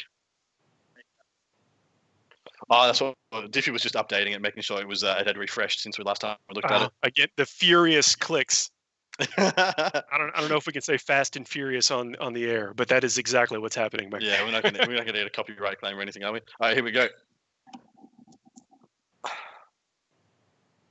Oh, look at that! Yeah, the numbers are ticking up, and that is exactly what we want to see. Well, we only had like two spheres before. That was up in the top left-hand corner around the Seattle area, and then of course on the middle of the east coast of America. But now there's two more little circles growing. There's one what looks to be in Florida, and there's another one. I don't know what you call. I don't know how to describe the middle of America. It's like the right middle of America. What's the term for that? What is that? Wisconsin, Ohio. Look, Illinois. I was absolutely wrong about the one that looked like it was in Florida, by the way. I obviously don't know the geography of America. Florida is down there towards the bottom. It's down on the right. But yeah, that one's more around like what looks like Louisiana or... You're doing great. I'm doing so well, guys. I want to point out he lives in Australia. You did come to America though. Me. I did. I would be there. I'd be there in a couple. I'd be there in January this year if I'm able. We'll see. It doesn't look like it's going to be a thing, but fingers crossed. We got a couple of dots in New Zealand. That's phenomenal. Zoom in on Ballarat, Diffie. Show 'em where I'm at because that's pretty much me in Ballarat there. Oh, see that dot up. That's me right there, guys. Yeah. That's where I'm at right now. How cool is that? Thank you for your tickets. No worries. I'll chuck a few more that way at the end or while we're going. But CJ Kinder, Ballarat, I have a friend there. Tell me who that is. I'll look him up, see if they play Warhammer. I'll just have a coffee with them and say g'day. Maybe you can get them playing Warhammer. Maybe I can. If they don't already. Maybe. I don't know that our tracker bar has updated recently of where we are towards our goal, but I think that we are that is growing. We are getting there. Absolutely cannot wait to see this continue to tick up. Absolutely right. Now, I wanted to talk a little bit of 40K for a moment, if I can, because we had. Hey, are we allowed to? Do we have permission? We had the people's permission because there was the full view of a model that I've been wanting to see for ages. I would be wanting to see the whole scope and breadth of the Silent King again, and they've got a full color picture release now on the One community site previewed, and they got a couple of bits of his stat line as well. So we know he's 16 wounds, toughness 7. He's got a 3+ armor save. You could assume he's going to have a 5+ or a 4+ invulnerable. Bliss skill 2+, strength 5, but they've already told you that's going to increase, and he's got 2 triarchs with him, and they also have a couple of attacks at strength 5 as well. Now, where it gets saucy is that they've alluded to that this guy operates in every phase of the game. So I'm curious of whether that means he's got. Yeah, they actually said online he operates really well in every phase of the game. So but see, that could just be denied, man, because the Necrons have had those. Yeah. What is it? The spiders and stuff that have done things previously in the psychic phase, and he has to be some null force or whatever. Well, I was about to say he's got a Catan shard. Look at the Catan shard above his head, the trapped spirit in that kind of it's actually an Ultramarine symbol, isn't it? In that kind of horseshoe. But he's got a Catan there. Or maybe the Ultramarine symbol is an old Catan symbol. Oh, McCrag is a Forge World. It's only a matter of time before she wakes up, baby. But I was thinking he's got Catan powers. He's got a trapped Catan as part of his whatever you would call his dais that floats. I bet you has Catan powers, man. That's going to be my hot pick because there's no way he's a Psyker, but he's almost definitely has some denies, and I reckon he's got Catan powers as well. You're right. I think there is no way that he's a Psyker, but that doesn't mean that Catan couldn't have been a Psyker. Satans operate in the psychic phase, don't they? Or do they? By the way, we also know shooting, end of movement, and shooting phase, and that kind of stuff. Look, we don't know anything. We know nothing. We are simply wish listing and dreaming the same way that everyone else is until this stuff comes out. But they have to listen to us do it. Yeah, never mind. Well, that's part of what we do on the show. You know, the podcast that we run is we wish list and bring some actual facts. So I think we've got another video to play. This is from myself and Brent Amberger from Goobertown Hobbies. Man, I mentioned this, I think, in the thing, but the enthusiasm that he brings on his channel for painting and hobbies in general, I mean, it's infectious. He's really cool, and this is the first time I've been able to like speak with him and stuff. So it's kind of cool that I get to fan out, you know, on some of these folks as well. And you're going to see an example of that come up here in a second. Hey, everybody. Welcome to this special segment. You probably recognize my guest. I guess let me point the right way this way. Off to a good start. Brent, thanks for joining us. Happy to be here. Oh man, it's such a pleasure to talk to you, and especially with this going on, the Nova Open Charitable Foundation, and I know you've contributed this year to something very near and dear to me. I don't know if you can see my T-shirt here. On Wings of Fire. Yep, that's it. Talking about some blood angels, man. That's right. So this year I contributed 3 squads to the Blood Angels Army raffle, and that was a couple of real solid days of painting there. But I got a couple of videos out of that for the Goobertown Hobbies channel and sent them off. And hopefully, people are buying some tickets and supporting a charity. And I got to tell you, I am going to be eagerly awaiting the news of who wins that one. I'm really curious about where those in particular are going to. Absolutely. And that's a whole army. And it's one of the fabulous things you can win this year is, basically take it out of the box and play with it. Cool army. Mm-hmm. So I know this army was designed kind of at the end of 8th edition. The list was written up early 2020. And then, in that time, we've had the news of 9th edition, but I think everything in there is still good. I looked at it; it's playable. Yeah, it's definitely good. And then it's also painted by lots of people in our community, which is cool. You get to one of the most interesting things about this is you could be a fan of someone that contributed one of these entries, and then you have something in your collection that you would never had from them before. Oh, exactly. That for me, that's what I'm looking at a lot of the time. I've bought raffle tickets to this thing before. This is not my first time around. A couple of years ago, I laid out a decent amount of money, going all in on a few, going after Nova Marines and going after the Titan that year and all that other stuff. But this year's a little bit special because I actually have some models out there, and I'm curious to see where they go as well. That's the thing. You put it out there, but I think people are going to be jazzed about it, especially because of all the folks that did contribute to the whole army, and then the fact that it's Blood Angels. So of course people are going to like, because everyone likes Blood Angels. Indeed. But yeah, when I'm scrolling through all the different entries, one of the things I'm looking for is, one, is it cool? Does it speak to me? Do I love the colors? Are they great models? But then also just looking at the names of the artists, seeing if I recognize any of those names, see if I want to get one of those in my collection for all time. Well, we were just talking. You picked up a couple of tickets, didn't you? This year I did, yeah. What do you have your eye on this year? Oh, I went for a couple of things. So both of the Titans, I bought a ticket for each of the Titans. How can you not? Or Knights or whatever they are. The In Control, Chaos Knight by Israel Sanchez, and there's a Knight by Duncan Rhodes. And again, names that we've heard before, and definitely bragging rights to your friends if you have one of those sitting in a cabinet on a shelf somewhere or something. Yeah, absolutely. Or if you bring it to a game, I don't know, but you gotta have to play with them and you gotta put them on the table, right? That's what these toys are for. It's a good Instagram post either way. Just a real big thumbs up with that thing sitting next to your cat or something. I don't know, but. So yeah, going around, going for those big names, going for the cool models. But then also, looking through maybe the less famous names, or at least the smaller models, or the There's posts great with. stuff out there. Yeah. I mean, especially if you need an HQ model for your army or something like that. I mean, why not get one that's stellar painted by one of these painting giants? Mm-hmm. Yeah, I was looking through. There are no bad paint jobs in there. Not at all.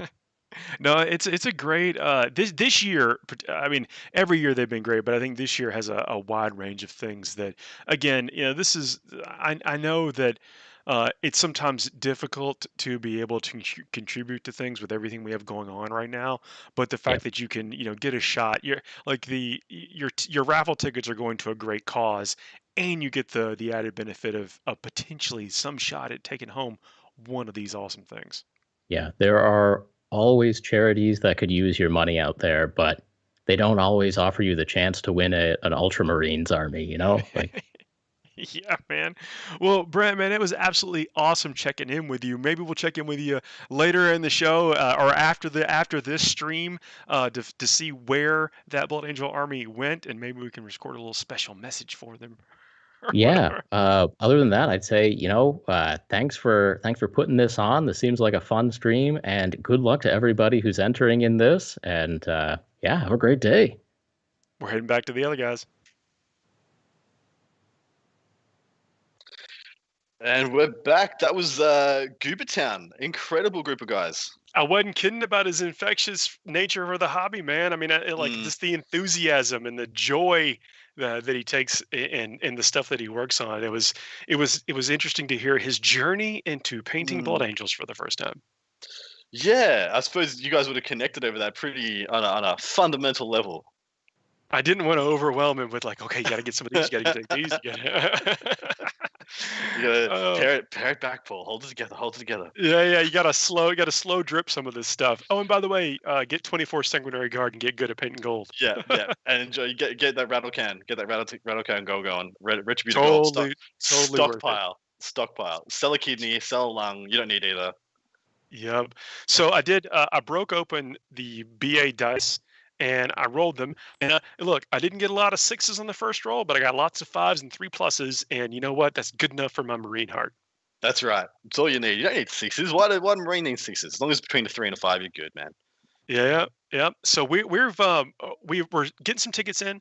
I think we're close to $64,000 donated so far to this great cause. At the ticker at the bottom, it's reading 59,899. We need $1 there, obviously. That just cannot stand. Yeah, get 899. Oh gosh, make our math right. That's gonna be. That's gonna bother me with no end. That's at 154. All right. Some round numbers is what we want to see. So can we? You want to check back in with the live? Yeah, let's see how Thomas is going. Yeah, we'll see where the progress is at there. Our man Goat Boy on the scene doing the good work. Where you at, brother? Yeah, so checking in with Thomas. So I've got some grays, start doing some weathering. Come on, get up the stream. And then do some... We're not talking about your beard. We're talking about the model. Hey, there's a lot of gray in the beard. Somehow my mustache is black, so it doesn't make any sense. But yeah, he's coming along. So he's coming along. I'm into some weathering, and then some pre-stuff before washing, and then back to cleaning, and then back and forth. That's the way it goes. How goes it? Pretty well, man. Yeah, we were jamming. We were just talking about in the break there, talking about some of the heavy weapon stuff coming out for these intercessors. I mean, I guess we knew it was coming down the way eventually, but I'm kind of jazzed about getting some super melters and stuff. So yeah, I mean the super melters. Sorry, go boy.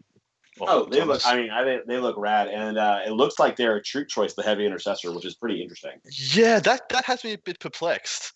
You would assume that they'd be you'd be filling out. They're not just another version of the Devastator squad. They've got essentially the equivalent of heavy bolters, and then you'd have the plasma, you'd have the melter being the eradicators, the plasma being the hellblasters. Then you have the heavy intercessors being the bolter equivalents, and there'd be your kind of 3 types, and then later in the line they could add the grav ones. But no, these guys are troops choices, which has got me a bit perplexed. I'm looking at some of the weapons loadouts here. So the executioner bolt rifle and the heavy bolt rifles what they come with standard, which is rapid fire ones. Essentially, it's a one-shot heavy bolter, sorry, strength 5 -1. The executioner heavy bolter is one of the options that they can take. You can take one of the following options. For every 5 is one heavy intercessor heavy bolter rifle can be placed with one of the following ones. Yeah, and executioner heavy bolter. Look at that bad boy. 42-inch range, heavy 2, strength 5 -2, flat 3 damage. That thing is fearsome. I mean, the big thing on that unit has 3 wounds. So that's the other crazy thing. So now it has a gun that's going to kill the other ones against it. So your question you're going to have every time is like, do I take stuff to kill my buddies or not? You know?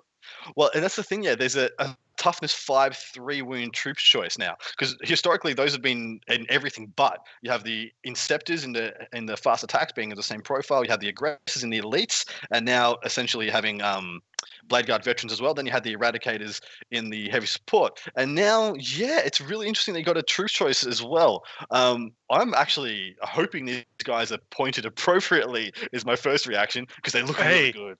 Don't you interrupt my magical Christmas land thoughts about what these things are going to be. But hey, we actually just got a message in the chat that reminded me. It's like, get the tickets. And one of the highlights of this stuff is we normally are socializing, buying some beers or whatever. And look, it's almost noon. I think right after noon, I may start that particular brand of socialness here. On the chat. But think of the what you're saving on not doing that in the bar. Yeah. And use that, if you don't mind, to buy some tickets. I think there's you've already, during this this quarantine, us not going out as often, you've probably saved a little bit on some bar prices for drinks. Let's spend that on some tickets. Yes, please. When next time we got our man Josh Diffie scrolling around showing us some stuff on the site, you'll notice he's actually adding stuff to his cart as he goes. He's showing us he's not only showing us the stuff that we want to talk about, he's showing the stuff that he wants to purchase or he wants to buy tickets for. So next time he's up doing that, we'll clue into it and see what he's got in his cart. See what he's going for, yeah. Yeah, see what he's going for. Now, Necrons, Necron characters. We had a few alluded to there. Oh, you want to pair back to something else?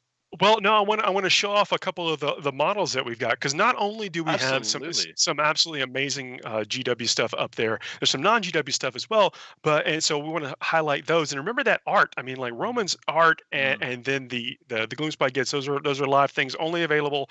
I mean, maybe for the rest of the day, but at least during the scope of this. And so if you're looking for that extra ticket to get, like say what you really want to put in for, let's say for instance the In Control night that I really want to show, because that thing is beautiful. But then you want to make sure you get to that $10 minimum that you go to, you can get maybe for the live, that print or the Gloomspite Gets that Lynn has put in at the last minute. I mean, these are things that are only available. You can only get them right here. Yes. So Diffie's bringing up this beautiful night. Wrong one. That's the Chaos Knight after the Imperial Knight. Diffie. Yep. Oh, this is apologies. It's Chaos Knight, and with Jeff's symbol on there, and this is something. I mean, Jeff had beautiful army, just such a champion of the game, respect for the game, and commissioned some absolutely amazing painters to do stuff for him. And this is one of those things. And we talk about adding things to your collection. Yeah, this is one of those things that I know I'm going to be chucking in a ticket or two for. Yeah. Just to potentially have it on my shelf. You can't see it. Maybe I'll post a picture of it, but I had to, Knights kind of hard to store, so I had to put a special shelf in just for Knights. And I'll take a snapshot of it and post it up on Instagram for it at some point during the course of this. I painted a crazy mechanical biomech hive tyrant for Jeff at some before as well. Yeah, I'm telling you, just absolute champion of this hobby. Did a lot to bring even the type of thing that we're doing right now forward and possible for this. And this is to own a piece of the something for a model that would have been on the table and winning a lot of games is absolutely amazing.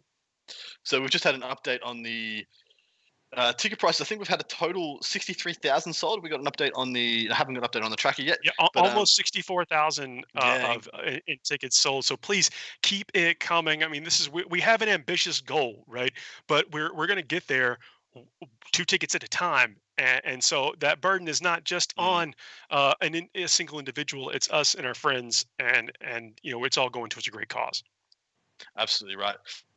Goat Boy, what color are you on? I am doing some lining with black just to break apart some of the white, letting some washes dry. So, and then doing a little bit of pin washing on some stuff. How crazy are you going to go with the red on that bad boy? You're doing some stripe, you're doing some dags, checkers? I'm going to I don't know what I'm going to do on the sides. I might do some dags on it, I might not. He's got a lot of stuff, and so it starts breaking apart where I'm going on it, but I might end up doing some dags across the side where I have the red Akira fronts, as I call it, on the bike. Yes. Yeah, sick. I know exactly what you're talking about. Look, there's no way that they weren't inspired. Like this is one of mine. It's absolutely like, but right. Like the red bike. Like as someone who loves that movie and loves these models, those things go hand in hand in my mind, and they had to be an influence. Absolutely. 100%. But get your inspiration from where? So we just have had the ticker updated, and it is currently sitting at 63,921. What a huge jump! What an amazing work! Phenomenal. Oh, thanks everyone continuing to do that. Again, I mean, tell your friends. I said even if you can't contribute any more right now, share it with your friends. Like if you share this out with your friends, then that's one more opportunity for folks to hear about it and maybe chuck in a couple bucks on their Saturday. Yeah, exactly right. And you've already heard from the incredible charities, and maybe we'll hear from them again before we're done here. But yeah, this stuff really does some good, and it's really appreciated out there in the community, because it goes to great causes. Like the Nova Open Charitable Foundation has put some amazing work into aligning itself with phenomenal charities that do the best work they can possibly do. And these are charities that are verified, and the money goes to charity, the money goes to the people who need it. It's phenomenal.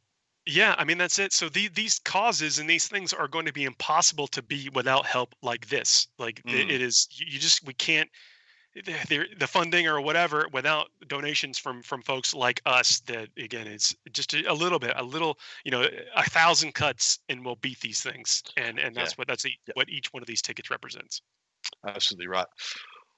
So we segued away from Necron characters. Can I pull us back? I don't want to not. I mean, the Necron characters. I mean, yes. So I mean, I'm again blown away by the sculpts of those things. They are. I mean, just when the fluidness, the dynamic poses of these things. It's got it. I'm not a Necron player. I'm not a Necron player at all. But I am absolutely jazzed about the potential of maybe using some of these beautiful models. I'm just looking at the ingenuity behind them. I mean, so it's really weird, yeah. But you want to look at the Chronomancer. That's the one with the tentacle legs. Not that the other one doesn't have tentacle legs. This one's the standing on his tentacle legs. Reminds me of a high elf. Am I crazy here? It looks like a high elf wizard. It's got the stave. It's holding like a mystical cube. It's got some stuff floating on him. In our review of the preview that we got previously, we compared it to a wizard. And that's how neat is that? I mean, it's cool. But it's all contextual. Like you see those things, and he's not a robot wizard or whatever. But what if he is? I mean, but what if he is? Yeah, like I'll take him blasting some Star God residual juice, on something. Oh, I just got an update, a text update. Somebody in Canada just purchased $300 worth of tickets. You are a legend. Yes. That is, I don't know if we've seen an exponential growth of a blip over the course of this broadcast yet, but that had to do it. Absolutely had to do it. Diffie, can we queue up a word from one of our sponsors? I think of the Charitable Foundation. Yeah, so this is there's a lot of folks contributed to making this happen, and I know that we're just the ones talking about it right now. But there is just a whole lot of moving parts behind the scenes, and just the Herculean efforts that got us to this point of being able to talk about it here and share it with you. Thank you all for being part of that experience. Absolutely But right. we're going to continue to bring you some of these pre-recorded messages from folks that have contributed in some way to this, or just have a story to share about how it's impacted them. And while Diff is pulling that up, we got one more cryptid to talk about here. So there's the second one. We talked about the. You're starting a Necron army. I know that you're putting your wish list together of a Necron army. You're going to be a Necron player. I'm struggling, mate. I'm struggling. These things are gorgeous. But yeah, so we talked about the Chronomancer. That's the one that looks like essentially like an elf or wizard to me. But the other guy, he's got this really weird, like a pixelated effect on his, like he's shooting out some kind of the skull data energy. Yeah, it's so cool and it's so unique as well. They haven't really done anything of this aesthetic before, have they? That's the coolest. I mean, I've appreciated every one of those. They're not cryptex. I've been talking to my buddies like, oh, the cryptex. They keep telling me they're not cryptex, Paul. They're psychomancers. And look, even Red's in the chat there. He's telling us what the names of them are. Like, yeah, that's yes, I know. I'm happy to be corrected because I'm not a Necron player, but the fact that whatever that cryptech level lieutenant that your not space wizard, robot wizard, Primaris lieutenant models are, whatever they are, the amount of character they're bringing, no pun intended, to the army, this aesthetic is blowing. I mean, it's crazy. Absolutely, and they're willing to branch out and do completely new things, which I think is a really exciting bit. All right, looks like we've got that video lined up from Diff, and we're going to be heading over to hear from one of our amazing sponsors. Hit it when you're ready.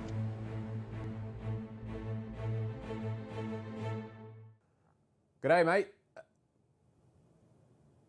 I really botched that. This is the wrong shirt, isn't it? I should probably get... Yeah, I'm going to go get changed. I'll be right back. Hey Adam, buddy, that was just for you, and I really miss you, and wish we could have been in Austria together earlier this month, as we had planned to be for the WTC, along with my teammate, Mr. Nova Open himself, Mike Brandt, to represent our respective countries and really celebrate the global aspect of the hobby. I'm sorry that I couldn't be here live. I'm actually probably, as you're seeing this, in a plane flying directly over top of the Nova Open venue. I'm on my way for a family vacation. It's my favorite week of the year, but I did want to check in and just say thank you to everybody at the Nova Open and the Nova Open Charitable Foundation. Here at the Army Painter, we are huge supporters of the NOCF, and we've been involved with the NOCF for over a decade now, and we really love what it represents and what it does. It not only does the event and the charity bring our hobby and community together through games and painting and education, but it also brings us together to do good and support some really great causes. And that's something that we at the Army Painter are, very privileged and proud to be a part of. So we want to thank you to the Nova Open and the Nova Open Charitable Foundation. Thank you for letting us be such a big part or small part of all the good work that you do. And we look forward to seeing you in person 2021. When we get this pandemic behind us, let's get things moving. I can't wait to see you all in person real soon. So thank you again for allowing us to be a part of the Nova Open Charitable Foundation. Good luck this year. I hope you raise a ton of money for all the great causes. So on behalf of the rest of the team back in Denmark and myself, Adam Abramowitz, thank you from the Army Painter. We'll be seeing you soon.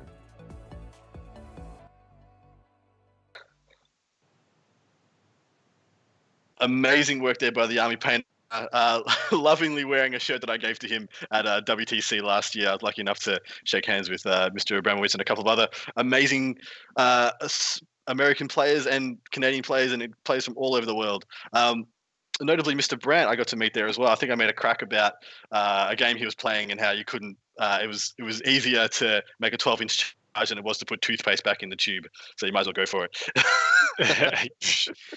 You mentioned that that's traveling around and stuff. That's one of the things that people ask me all the time is like, should we travel to things? Would I enjoy traveling to things? And you start to encounter this like a subsect of the community, same people. You see the same faces, and you establish this bond between the different events. And so like the Nova Open tournament, it's a place where you may see some of what become your best friends only once a year, and that may be the place that you see it. And so if I'm ever asked, should you go, the answer is yes. And I know that we will get there again. We will get to a point where we can travel freely and safely and confidently again. And when that time comes, yes, you should absolutely do it. If you did it before, you should continue to make it part of your activity and routine, because I can tell you, man, like it's been so rewarding over the years encountering these folks, in different places. I mean, you hang out with them in Vegas, in Chicago,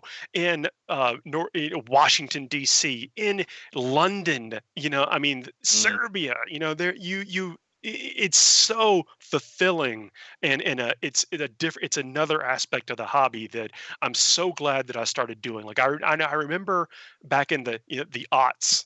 I don't want to say exactly how old I am, but a long time ago, to where I was envious is not the right, but I admired folks that could do it. And so when I finally got to an ability where I could do it, I was nervous. I was also nervous about, am I going to enjoy it? But it's never looked back, never regretted it. It is just completely worth it.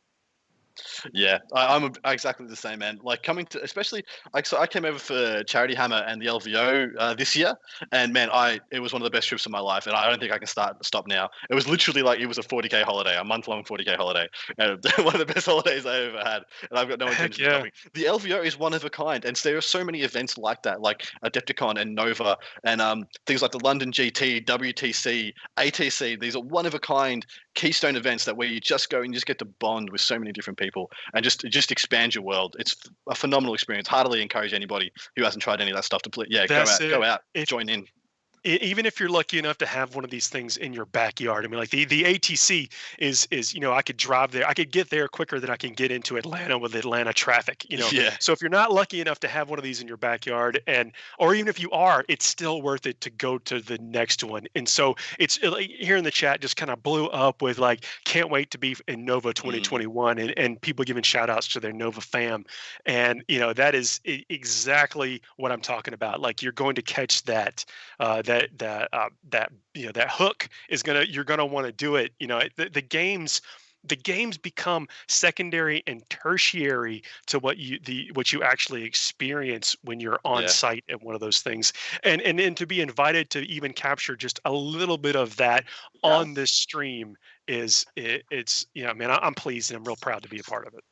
Absolutely right. I think we've got another video lined up. I think we're here for another one of these amazing sponsors people have been involved. I think we've got the lovely Val Heffelfinger interviewing Atom. Is that right? Yeah, Uncle Adam from the Tabletop Adam, Minions. yeah. Again, that's another person who's bringing this this message and his journey on the hobby to the masses. And if you haven't met Mr. Val Heffelfinger, one of the brains behind Stat Center, which we got to be a part of this year as well, Adam. But let's check in with them. Thanks, Paul. I am joined by Uncle Adam, tabletop gaming polymath and host of Tabletop Minions on YouTube. Since starting it in 2013, Tabletop Minions has grown to over 180,000 subscribers, making Uncle Adam one of the most popular uncles on the internet. The stately conscience of our community, it is a privilege to have him with us today. Adam, welcome to the show. Well, thanks for having me. I appreciate it. I'm a fan of Nova. I've been coming for the last several years, and I'm sad, obviously, not be able to be there this year. None of us can, but still, it's. I'm glad that this is that the charitable portion is still going on, and I think that it's a big deal for the community that this has got so much support behind it. Yeah, and hey, because of people like you taking the time to join us and everyone at home watching, it's hopefully making it a really positive experience for everyone. I was going through some of your videos that have been sort of released in the last little while, and right at the beginning of the COVID-19 lockdown, you did have some videos talking about how you felt things might unfold, and one of them was apropos of Nova not running right now, was the impact that having a lot of the conventions shutting down might be, and especially on game producers and the like. And I'm just curious to know if you wanted to maybe update your feelings of that, because it feels to me like actually, the worst has not happened to tabletop. It's sort of counterintuitively as maybe I expected. I expect a lot of people just give up on it, go to video games, whatever it might be. I think that, from a personal aspect, like I do play some video games from time to time, not nearly as much as I hobby, but I noticed, at least initially early on, and this maybe is not everybody, but I noticed I didn't really want to play a lot of video games that were a lot of shooting and violence and stuff like that, because I would, it seemed like the wrong time to me almost to some degree. So I started playing some video games here and there with some friends online that were a little bit more exploratory and stuff like that, and a little bit. So there's that. But on the other hand, there's also, I think, a lot of people not only decided, well, now's the good time to hunker down and get some stuff painted, get some armies done, so that when we do eventually get to finally play again, we will finally have the ability to have an actual painted army on the table. But then there's also plenty of people who had been thinking about doing the hobby, I think, for quite a while, and then actually started in pandemic. Probably one of the most famous is Henry Cavill, right. Superman, The Witcher. He started painting Custodes, I think, didn't he? Yeah. I think it was Custodes, yeah. He put that up on Twitter. Yeah, he had the custodian guard there. Yes. Yeah. So that kind of thing, I think, is where we're kind of seeing sales still doing well for the big guys, and for the paint producers, the brush producers, that kind of stuff. I've been seeing a lot of different paint companies that have been like out of stock on stuff and just can't keep things in stock. So that's a good sign for us as an industry. I do think that from some of the small manufacturers, the small game companies and things like that, they're struggling a little bit more than usual, because they depend upon the kind of people that come to something like Nova Open to be able to not only make sales and to help their bottom line, but also it helps them to become discovered. It helps, somebody goes to a convention and sees this new gadget by this small company, and they start telling all their friends, or maybe they tell their Twitch audience, or whatever the deal is. And that kind of exposure is also something that people are having to try to figure out how to really pick that up. And they're doing it a lot more online right now. Actually, a lot of the people who are paying attention, that are small companies in the industry, are shifting a lot of look towards online right now. Right. Looking forward to be able to come back definitely to the conventions, because it is so much more immediate. But you got to diversify. Absolutely. I think regardless of that, there has been a tremendous amount of resiliency. Even if you're looking at the tournament goers that I relate to the most, I've been shocked at how much people still care about rules coming out when you can't actually play. And I was just wondering, what are your thoughts maybe on the resiliency and maybe what value participating in tabletop gaming has in sort of really challenging times like we're in? Well, I think that it gives you a lot more control. I've said for years that one of the big benefits of tabletop gaming is the fact that they never turn off the server. You know what I mean? Like, I love this video game, and then all of a sudden one day, me and the last 7 dozen people in the world who play it all of a sudden can't play it anymore, because the company has gone out of business and shut everything down. And I know people that are still playing 3rd edition 40K. Like, they're not shutting that off. You know what I mean? Yeah. And so you've got that benefit to be able to play it the way you want, it the terms that you want. And I've been seeing, especially over the last couple of months, I've been catching people on YouTube and Twitch who are playing or doing live bat reps, and sometimes there are people who are live in the same house, and so that it's fine. And then there's other people who you can see that are wearing masks because maybe this, and so there's been things that have been doing the social distancing and things like that. You're starting to see, obviously big conventions, big tournaments, still obviously out of reach, but there are still people who are interested in playing, especially with the launch of 9th edition. There's nothing, 9th edition was going to come this year no matter what, global pandemic or not. And, it's not like they could just be like, well, we'll just wait till next year. That's just kind of not the way big business works. There's a schedule here. We have, right. Yes, exactly. Otherwise it would have all sat in warehouses probably for a year. And I don't know that would have worked. So it's a thing that, we persevere as a group because we love the games, and the companies have to persevere because they know that there are people out there who love the games. And so, yeah, I think that, the one thing I think that we're really learning in all of this is that we don't really know, when you throw such a monkey wrench into the planet, you don't know what's going to happen. Absolutely. And we had ideas early on and everything, but the people are the constant. That's the big important thing. The people who are the viewer, the fans, the players, the tournament players, the casual players, the people who only paint, all that kind of stuff. That's the constant. So as long as that doesn't go away, it helps. Absolutely. All right. Well, thank you for your comments there. Just before we let you go, I know that you've been diversifying your channels lately, and you've been making a massive foray into Twitch. Can you tell our audience where people might be able to find you and get to know Uncle Adam even better? Sure. Well, I mean, on YouTube, it's tabletop. It's youtube.com/tabletop minions. On Instagram, it's instagram.com/tabletop minions. On Twitter, it's twitter.com/tabletop minions. And now on Twitch, I'm also doing that. Twitch.tv/tabletop minions. I stream Friday mornings at 10 a.m. Central and Monday nights at 7 p.m. Central. And I do hobby stuff, paint all kinds of different things. I've been working right now as I'm filming this. I've been working on a Nurgle warband for Necromunda that I've been having a lot of fun with. All right. Awesome. Well, I hope people come and check it out. I know it's been going very well. And thank you again for your time and for coming out today. Well, thanks for having me. And we are back. Man, Uncle Adam holding it down over there. I mean, check out his channel. If you were not familiar with his channel, it is worth checking out. Again, the way he presents things and explains things, it's for all different levels of people in their hobby progress and journey. It's absolutely cool. The man's got a good brain, I think. Is a good way of saying it. He just explains things really well.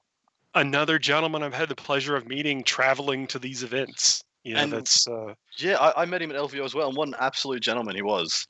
Yeah. Yeah, absolutely. So look, in Nova Lounge, Charitable Foundation Lounge, check these out. Now, this is not the exact same mixture as is normally there, but here we go. So I'm going to be cheers all. It is afternoon here. Don't worry about me. It's afternoon here on a Saturday in the States. Yeah, but I want to challenge everyone. Look, if you rack up a bar tab at the Nova Open Charitable Foundation Lounge, you transfer those dollars to some tickets. I mean, that's one of those things. This is part of what we're doing, is that social aspect, being a part of this part of it, trying to replicate a little bit about what we'd see or what we do at a live event. This is my kitty cup. I will cheers with my kitty cup. You changed mugs? You've gone watermelon to kitty? Well, the watermelon's got water in it because it's the watermelon, and the kitty's got the Rockstar juice that's keeping me going, which is like a combination. Hey, as long as you've got a system. Yeah, you got a system. It's like paint water versus not paint water. Labeling those cups is very important. I use a baby food jar as my water cup. Because no one will ever drink out of a baby food jar. Well, I'm going to try my best never to do it, but I've had it for so long. It's from when my oldest son was a child.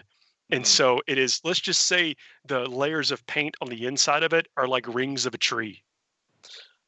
Okay. Yeah. So one day they'll be like, oh, how long did this guy paint miniatures? And they'll crack your glass and count the layers and be like, yes. 4th edition. It is never going to be misconstrued as one of these or a water cup for drinking. I use a extra large jar of extra large pickle jar. Super spicy pickles as well. They were delish. Yeah. What? So was there anything from the release so was anything you thought was going to be in the preview that wasn't in the preview? No, okay. So I can tell you that something was in there that I didn't expect to be there is Death Watch. So like getting a focus on Death Watch, and we've actually, we actually have a segment on the show that we do. You've been actually given full license to rant about a faction, and one of the requests we got recently was Death Watch, and I think Death Watch are often kind of like you're forgotten or whatever, but they had a lot, in the fact they're going to get an early focus on things was interesting.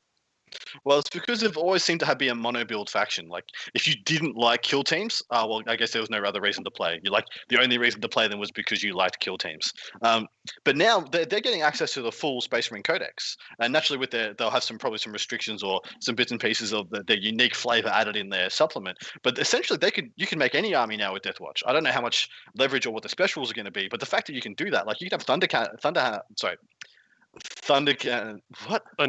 cannons. Thunder fire cannons. My brain was just like, what are those two words? Never mind.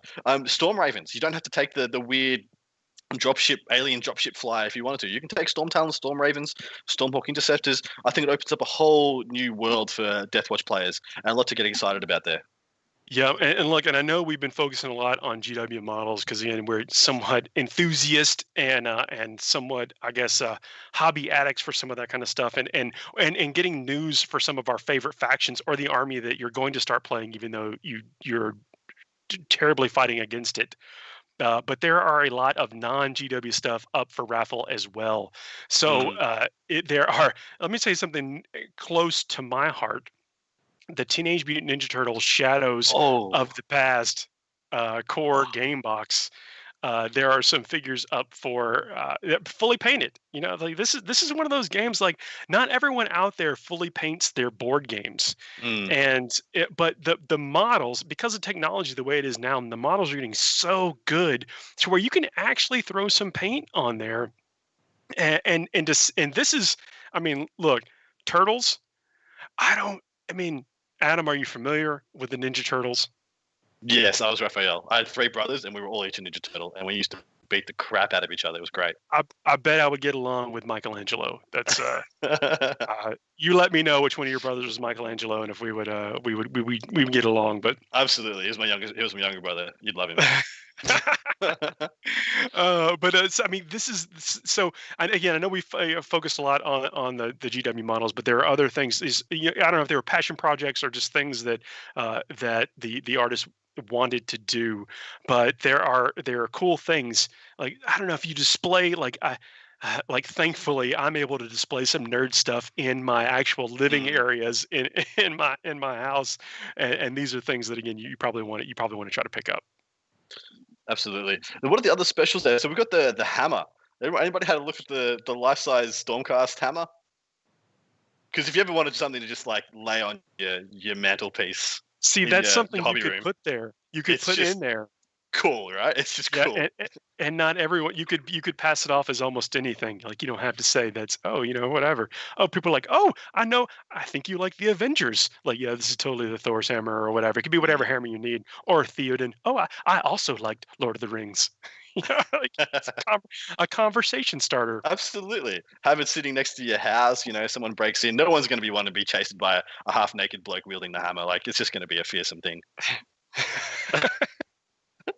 You are correct, but also repaints of the like X-wing stuff. So the some of these models they come out and they are pre-painted, and which is cool. It's a little bit of a time saver, as far as like you can get a narrative of type thing happening on your table right out of the box, and that is awesome. But also, some enterprising artists out there have repainted some of the things, and there's a couple of those up for purchase in the units and detachments section. Right, this is totally worth doing. And then kill teams, like there's kill teams, Underworlds, Warhammer Underworlds units up there. Check this stuff out. It's not just cool. They actually look pretty nice in yellow, don't they? The X-wings and stuff, and it's a good yellow they've used there. Because it would look a bit.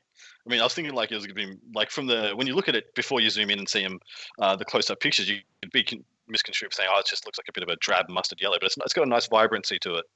I love it that some folks in the chat are telling what their story about with the hammer. So when their normie friends come over, they'll be like, "Yeah, what is this? What kind of Hogwarts stuff is this?" You could be like, "Oh no, it's actually a gavel from a courtroom."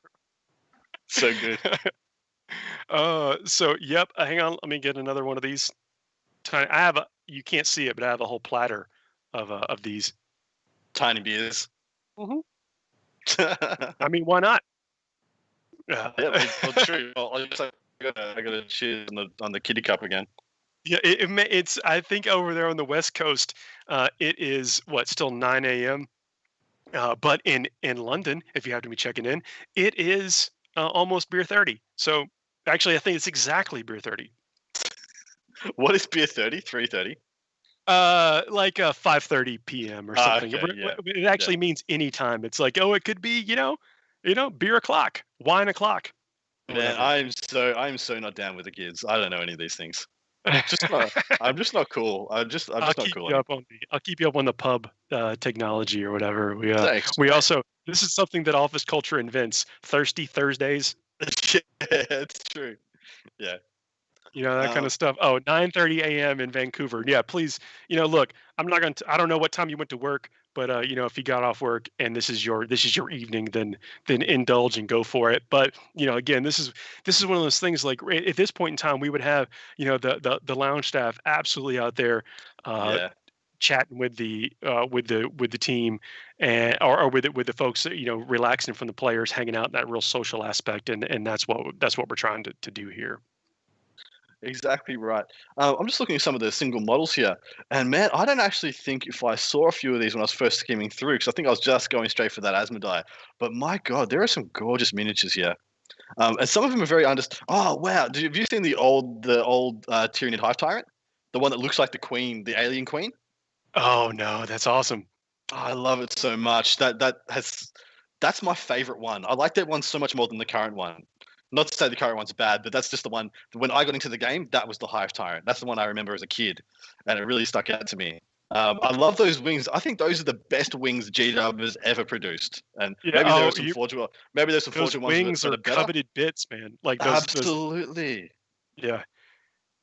Yeah. Heck yeah. So okay, so can we go back and then click into Duncan Rhodes' Knight? So these are the models I'm talking about. These are centerpiece models. Like you could build something around these things, and then Duncan Rhodes has a knight from his personal collection. And you mentioned the character model. Like every knight has a pilot. So the knights, as I understand it from the lore, is that they're like the heraldry of the knight matches the household that they're from, the order that they're from, or whatever. And so every pilot of that knight really accessorizes, his knight is an accessory of the lord or the noble or whatever. And you get that whole kit here. You get his staff and the knight itself from Duncan's personal collection here. Like I've bid heavily on this, and if I win this, I will start an entire knight force to match his scheme. I'll match it. Yeah.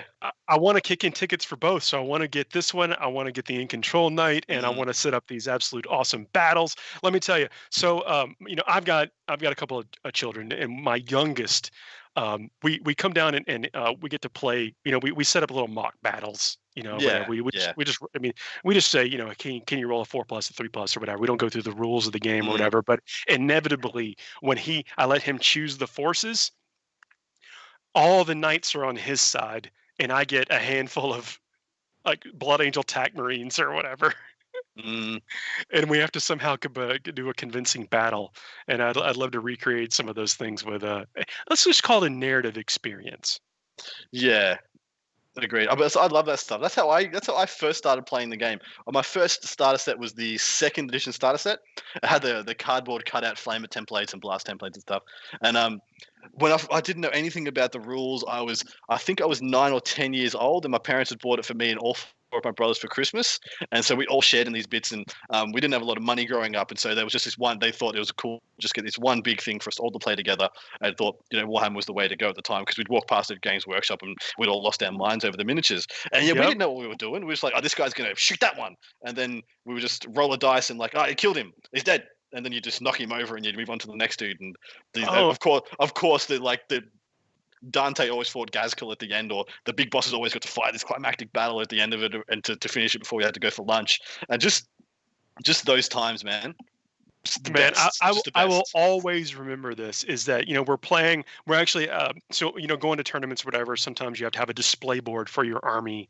And so I broke out one of my old Imperial Guard display boards, and we set up a little battle and stuff. I had a bastion on one side, and because I was armed with just a handful of TAC Marines. against the oncoming onslaught of 5 knights and a chaos lord or something like that. He actually even turned the dice bag against me. He turned the dice bag into a tentacle monster. You know, like you have to. You just this is you can enjoy these models however you want, and that's it. It's great that we have this construct of a game, but then we get to once we actually have these figures, we can do whatever we want with them. That's right, man. It's probably time we see another video from one of our amazing sponsors. If you can line that up for us when he's ready. But yeah, man, like this, there's just so many layers of this community, and I think you and I are both pretty privileged to be able to do what we do and be involved with something so special.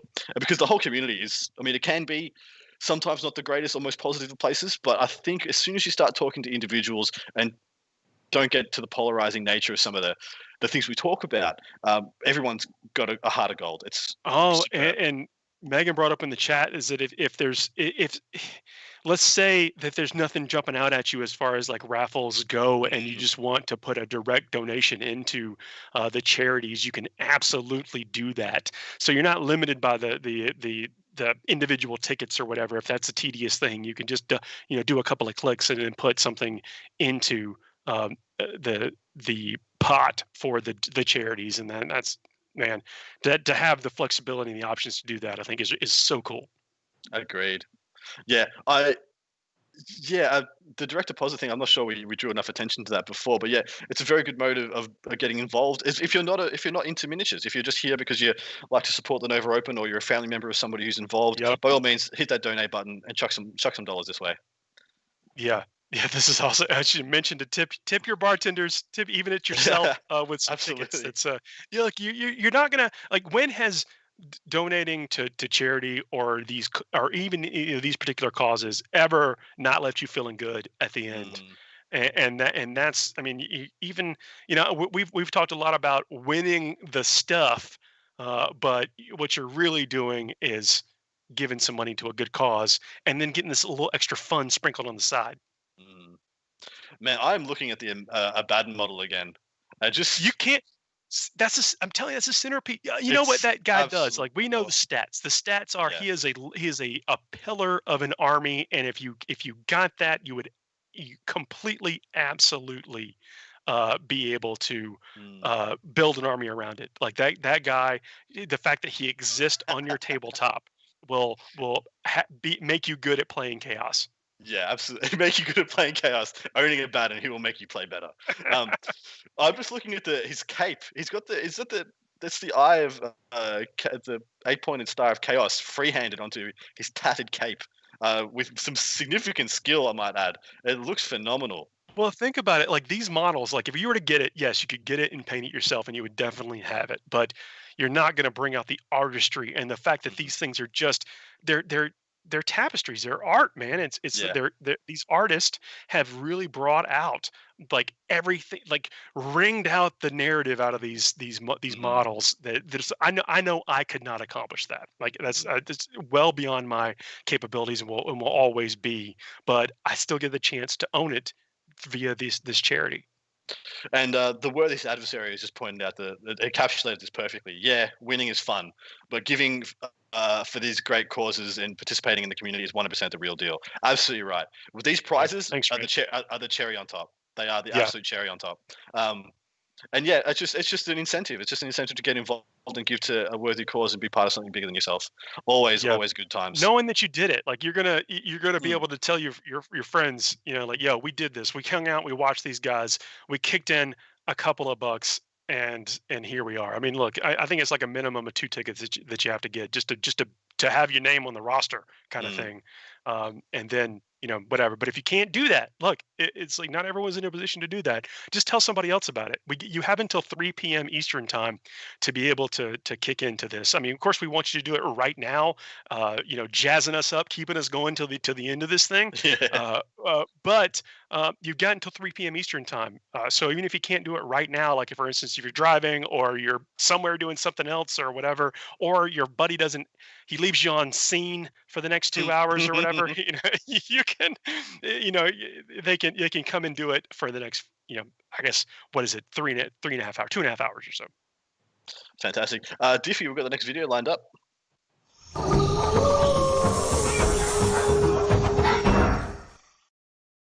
Hi everyone, welcome to the NOCF Lounge.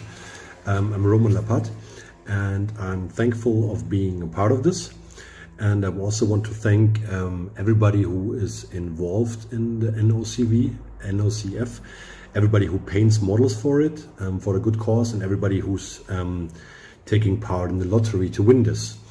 The past has shown that the NOCF can definitely create a massive amount of support for good causes, and I'm really happy to be a part of this. So thanks for the invitation today.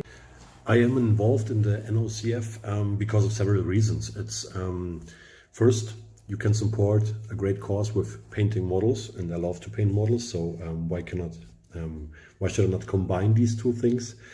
And also, the team behind that is kind of a family for me, the Nova Open team, and I'm really happy to be a part of this in several years now. I did several projects for the NOCF raffles in the last couple of years. I'm really thankful to the NOCF for helping me also this year with a project I painted, the koalas, maybe you remember. They went up for raffles that the NOCF helped me to organize, and we were able to raise $3,000 for a good cause to help endangered species and animals during the bushfires in Australia. Thanks for that. So this is also, I mean, I can support the NOCF and they support me in organizing such things. It's really a great thing. It's just great to see a community get in this with full force. I mean, people painting stuff up, people taking part in the raffles, raising money for a good cause. This is something beautiful and makes me proud to be part of this community. Thank you, everyone. This year has a very special raffle from my side too. It's I created art prints from a drawing illustration that I did.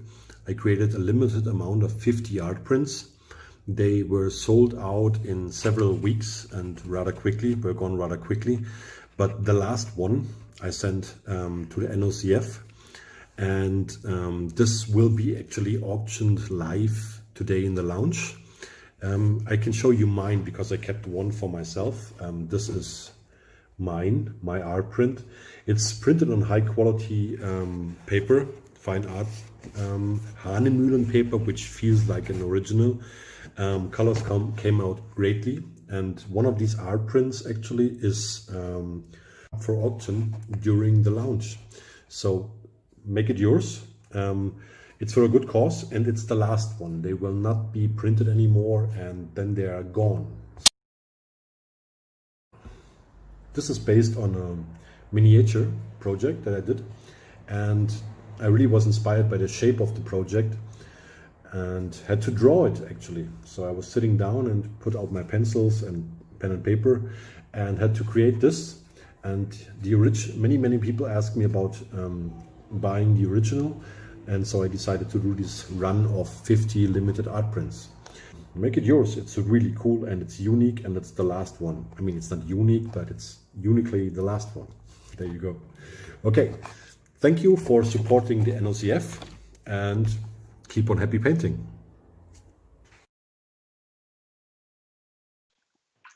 Wow. Can you believe that?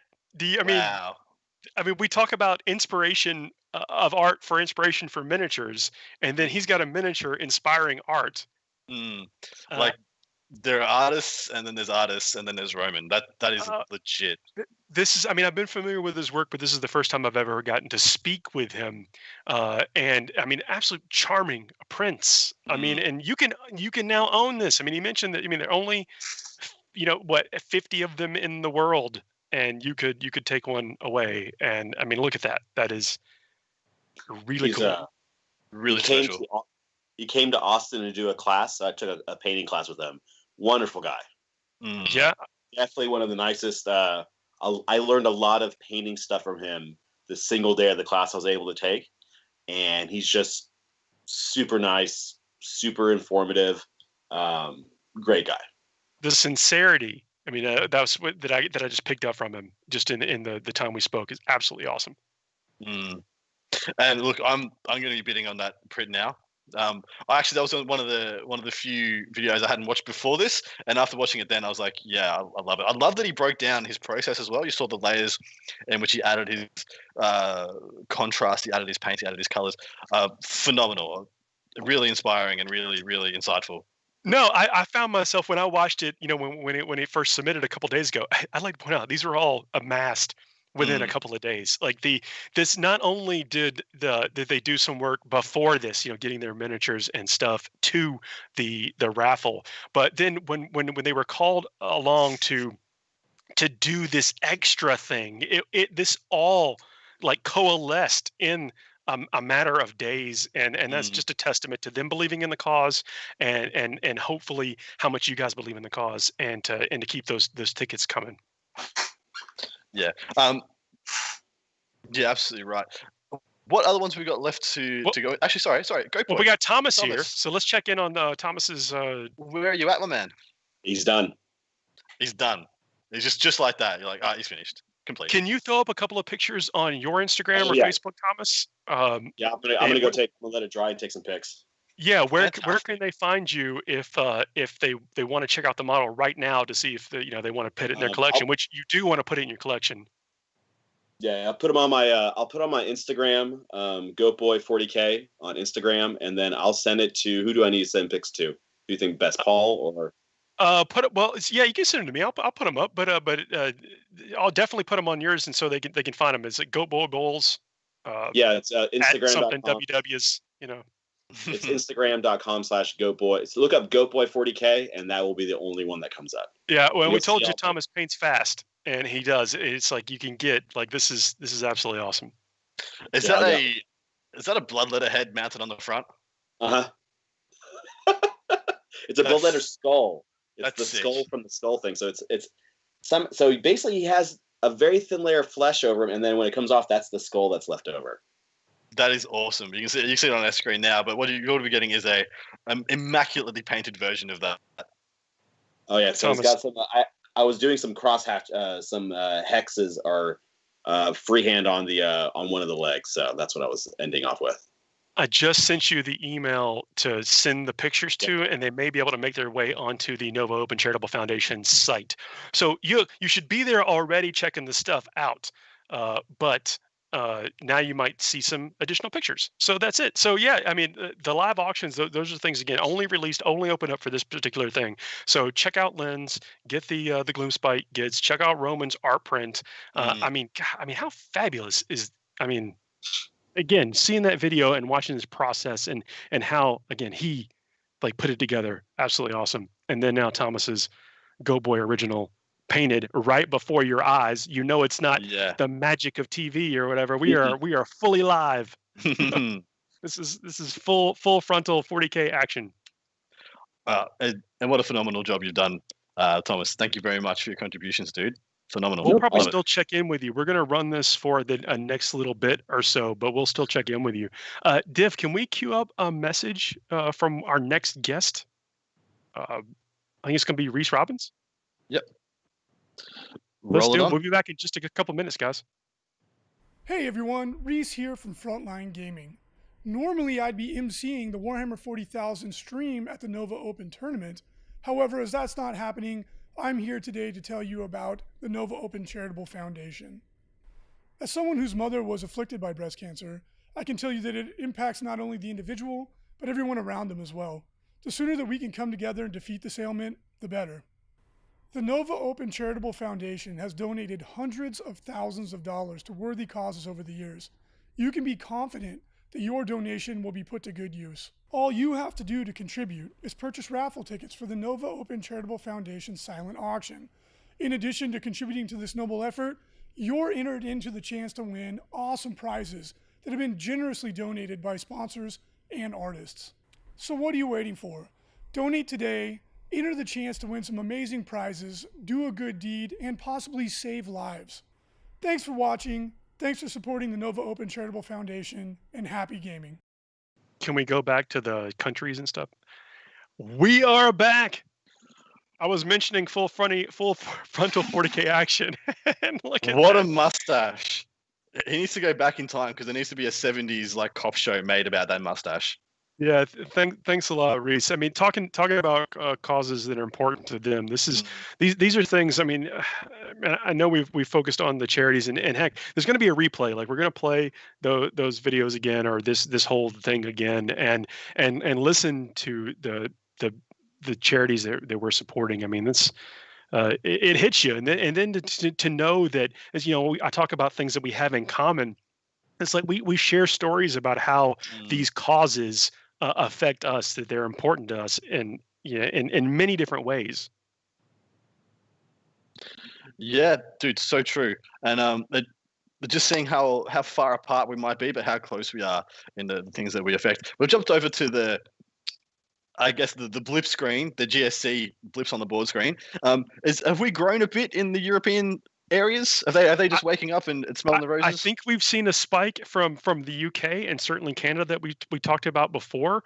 But look at this. I mean, thank you. A heartfelt thank you for everyone that's contributed before this and during this stream, and that will do it afterwards. I mean, look, there's a certain amount of odds, of winning that you kind of have to play into. So even after you've gotten a couple tickets now, and it may be kind of chipping away at you for the next hour or so, and you'd be like, you know what, I need to throw in 2 more tickets. Yeah. So let that, I don't want to seed that, but you want to come back and get a couple tickets even after this is over.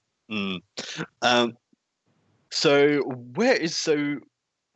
we haven't had any new circle. There's another circle in the upper right. What is that in the upper right? Is that around the New York area or the upper right? That's what is that? That's the Maine, maybe. I don't know. It's got to be. Oh, there we go. Look at that. There we go.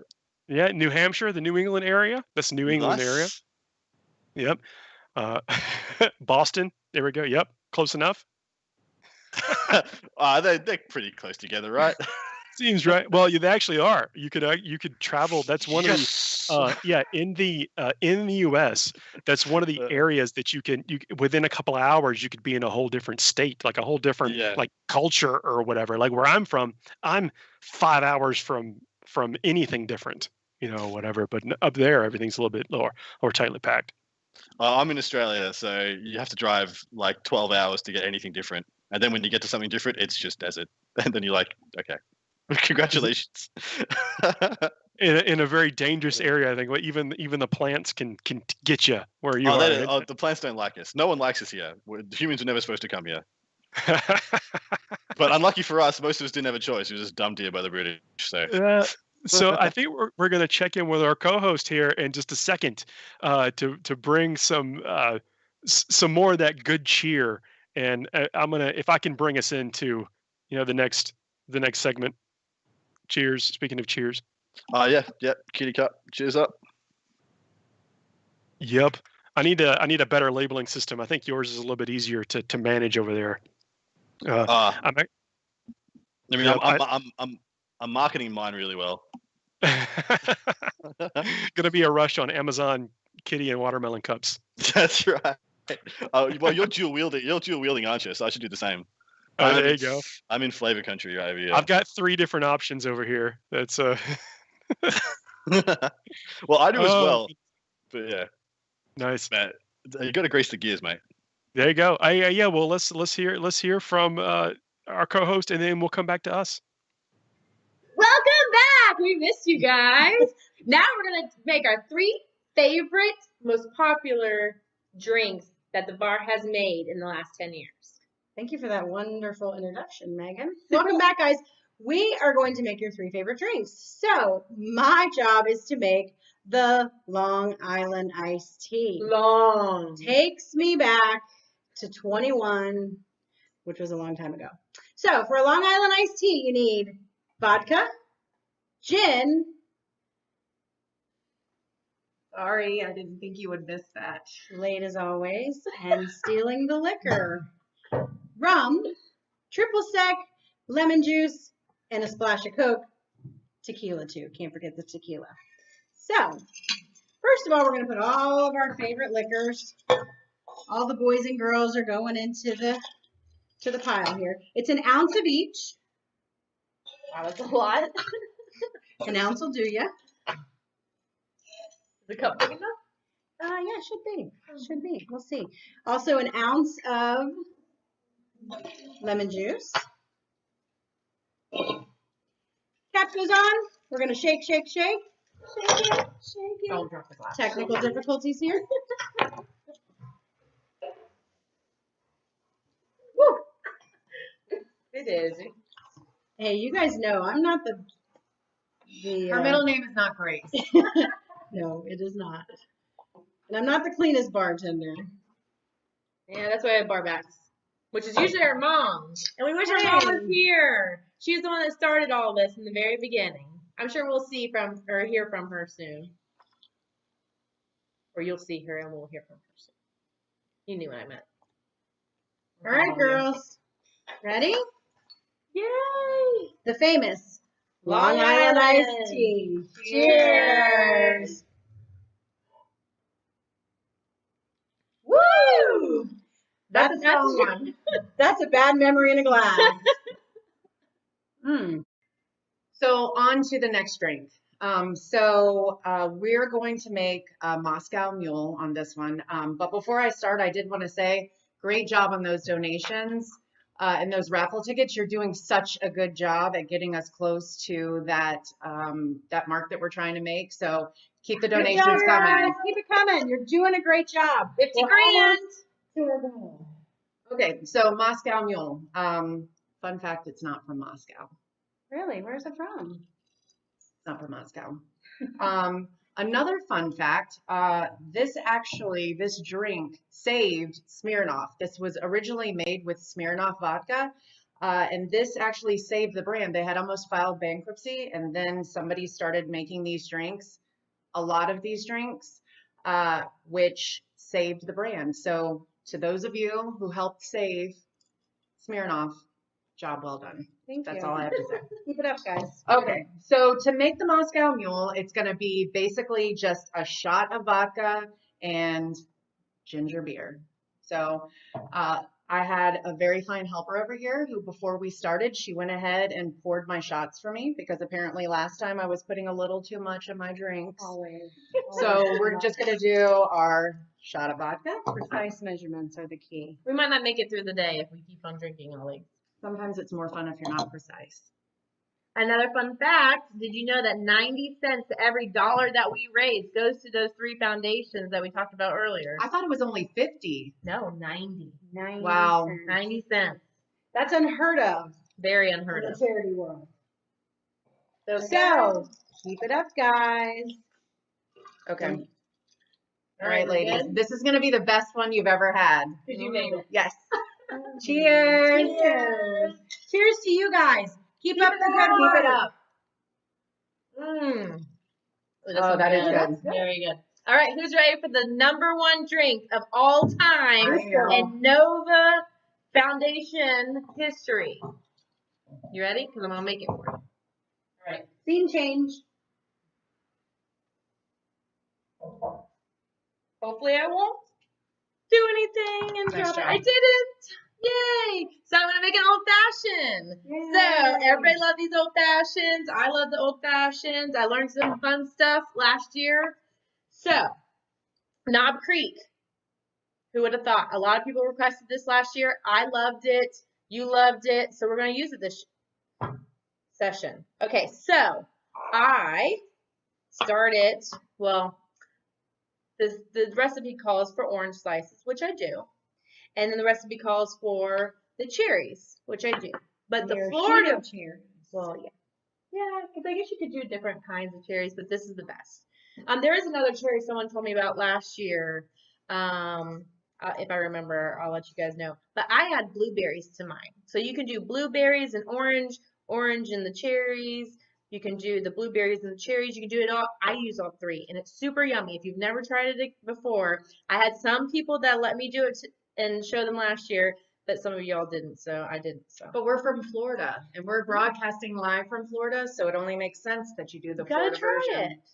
So it calls for 1. I use 2 because I like mine super sugary, super sweet, super sweet. Use some bitters, get some bitters in there, and then you're gonna muddle it. I muddle the sugar with the bitters, get it going. The Cubes are always fun. Work into that. Get it in there. Then I'm gonna add the orange slices. I use a bunch. Some of y'all are particular, but you do you. Like you decide if you want more or less. You do that. But you gotta try it with the blueberries. And then you muddle it all in. Now, 2 things. When you add the Knob Creek to your fresh glass of ice, you can cipher it so all the stuff is not in there. I can open this. I did it. We're having technical difficulties. Don't mind her. No, it's hard in there. She did better in rehearsal. True. Now that we're live, I have to do it. So, Knob Creek. Then you can just let the juices go in, but I like it all in there. Get it in there. Dump it all in there. Mix it up really good. You guys got your Moscow Mules? Because they won't drink it. But I'll drink this old-fashioned any day. Look how beautiful it is. The blueberries. Love it. Cheers again. Hey, keep up the good work, guys. You're doing great. We're almost to our goals. Keep buying those raffle tickets. Keep spending that money. 90 cents on the dollar goes to the charity. It's a good cause. Keep it going. We're proud. Guys. We'll see you later today. Bye. Bye. Oh, how cool was that? We are but humble messengers and stewards of this right now, but they are the ones that hold it down year after year in the lounge, and absolutely such right. a huge the part of ladies, what it's so they did cool. an amazing job. Naturals. That's their second video I think they've ever made, and absolutely killed it. So cool. Yeah. Adam, you were just pointing out that we are incredibly close. We are about $450 away from having raised $10,000 just on this stream. So guys, if you can give, if you're in position to give, we are so close to hitting it, to capping a really nice, juicy milestone for this stream, and really capping off this afternoon or whatever, wherever you are in the world, early morning, evening, whatever it is, and putting a real stamp and saying that, hey, we made a difference today. So if you can give, if you still got anything left to give, still some stuff or some outlying prizes. Now that you know about the incredible painting and print that Roman's done, now you looked at Abaddon, looked at Marathi and the whole army that comes with Marathi, maybe you can sling a few more bucks that we can get over the line and make it to that 10,000. Yeah, let us know what you got your eye on. Let you know what you or again, tell a buddy that he needs to get in or they need to get in and do this to get to be a part of it. I mean, this is we're so close to that 10K mark just during the course of this couple of hours, and woo! I'm excited. This is one of those things you go in, you don't know what to expect, but the chat's been amazing. Y'all been amazing. The donations have been amazing. Let's just continue to build strength on strength and get us to a milestone during the course of this conversation. Absolutely right. Now, I think Thomas is posting up his photoshopped, crisp and clean images of the amazing model he has painted. And hopefully we'll have those images up for you at some point during the course of the rest of the stream. I think we're going to be going for a little bit of time still. So hopefully you guys can have a look at that and then chuck some dollars that way, because that is a brand new thing to be bid upon, because it's going to be in its final glory state. Yeah, and Mr. Slushy says he's thinking about that Nova hangover. Please drink responsibly. I heard this is about responsible consumption of things and responsible raffle ticket purchasing. But yeah, that's absolutely cool. And then just got 10 tickets for Abaddon. You're not going to go wrong. I mean, that's it. I hope anybody who's looking for something special or gets what they want. That's what my sincere hope is. But it's all about a shot. It's just about you're given to a great cause, and you got a shot at doing it. We are so close to an important milestone, a big milestone. Let's do it. Let's keep the ball rolling. Damn straight. So thank you very much, Captain Andrew, for your contributions, mate. I really appreciate it, and good emoji use. Who have we still got in the chat? Give us some shout outs if you're painting anything at the moment. If you've got any hobby going on, if you've got any new purchases or things you're looking forward to, please chuck them up. If you've got any insights or things you're really excited about from the preview today, please chuck them up in the chat as well. Well, I'll spend some time interacting with you guys a bit more and kind of just going where the chat takes us. Diffie, the Spectre from behind the scenes coming in the chat. Yeah, get it. Throw down some of those dollary dues. Dollary dues. And wasn't that like almost the official name of your Australian currency? We had a petition started in Australia that got, I think it was like in the regions of 750,000 signatures to officially change our currency to dollary dues. Yeah, that's how you end up with Bodie McBoatface, and whatever. The people need to speak, and their voice can be heard with dollary dues. Bodie McBoatface. It's so good. It's such a meme. Like our country is halfway to being a full scale meme already, and the people here, that's all we want. We just apart from the people who for some reason think Australia doesn't exist. I'll show you. I can throw a handful of spiders at you. And they drew it on maps just because they believed it needed to exist at some point. Whatever. It's a pretty mythical place. But then again, so is Texas. So. In the next 20 or so minutes, we're going to check in live with the lounge crew if we can. If we can connect all the tubes on the back end, we're going to check in live with them. And they've been helping out with this chat, keeping the enthusiasm going. I mean, the culture of this event, I hope, like for those of you who have been there, I hope we've given you a small look into what the culture of this event is. Because, I mean, it's so cool. And if you can't make it or have never made it, I hope that we can continue to do some things like this in the future. As a matter of fact, I know that we are. We're going to be doing something similar later on in the year with some amazing things. And so in the next 20 or so minutes, we'll be probably trying to wrap up this particular live thing. But we're also going to be showing you some awesome things to come, and we're going to be checking in live with some of the Nova Open Charitable Foundation folks. Nelsonia7, painting some Blood Angel models for my nephew's birthday present. Not my usual scheme, but channeling my inner Paul to get it done. Great work so far, guys, on the stream. Thanks so much, Nelsonia7. Painting some Blood Angels as a present, man. That's some love and dedication in there. I did the same thing. Send me some pics. Yeah, send us some pics. Chuck them up. Send them to the FTN Instagram or the Nova Open Instagram. Get them chuffed up. Thank you so much. That is an amazing gift to give to somebody. You mentioned, we do the podcast and stuff, but that's the thing, hearing people from all over the world just chime in or just send messages on Twitter or Instagram or Facebook or whatever and be like, yo, hey, you didn't talk about, this part of this army and this is amazing. That's a transfer of information and I love it. Like, keep that kind of stuff coming. That's the thing that keeps us going week after week. And then especially like chats and stuff like you're doing right now, they have made this. I mean, man, Adam, I don't know about you, but I thought this is pretty special. I think it's pretty special. Like, I actually feel honored to be doing this right now. Yeah, it's amazing. It's just amazing. Every day, I seem to feel this community growing and changing and evolving, and I think it's phenomenal that I get to be a part of it. Yeah, absolutely. Tell you what, you want to bring Thomas back in, see where he's at, and then we'll say goodbye to Thomas, and then we'll jump in with the lounge crew. Thomas, you gotta unmute. Tom. Yeah. I'm sorry, I was muted. Hi. Thomas, man. Hello. Thank you for agreeing to. I mean, again, I mentioned that we pulled this together in a span of a couple of days. But I mean, taking time out of your day, donating the model, and then just helping us with this, man. It's been cool to watch. And I mean, don't worry, I knew you had it in you. You are an amazing, prolific painter and writer and stuff. But man, thanks for coming and taking the time with us. That was always a good time. Like I said, I enjoy chatting and everything else. It's a real grim, dark, mean looking White Scars guy. We got the picture for everybody to see at the moment, mate. Dude, you've done a phenomenal job. Yeah, not try to knock it out, get it knocked out. So now someone can have a bike captain, and I was saying the burning blade most likely if it's still in there. Yeah, well, I mean, at the worst case, it's a power sword, right? I mean, again, and we talk about the narrative, like you can use this for whatever you want. Like, I know I've actually had a catch-all captain model to where he's holding, the bike arms or whatever, but on his back he's got a storm shield and a thunder hammer, strapped to his back. I remember one guy used to play with one where he would ride his bike, and on the back of the bike was a bunch of lightning claws, and the way it was like they're on the back. Well, don't worry about it. I'll put it on when I need to. Yeah. Yeah. Only when it's business time. That's when. When it's business time, I'll put it on there.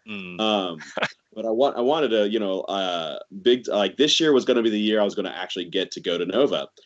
Most of the time, Nova falls around my anniversary. I will be coming back to it next year for sure. I've been wanting to go forever, and I'm really glad to be a part of this because I wanted to be part of the Nova experience, and this is some way lets me get a chance to, and I will try my damnedest to be there next year.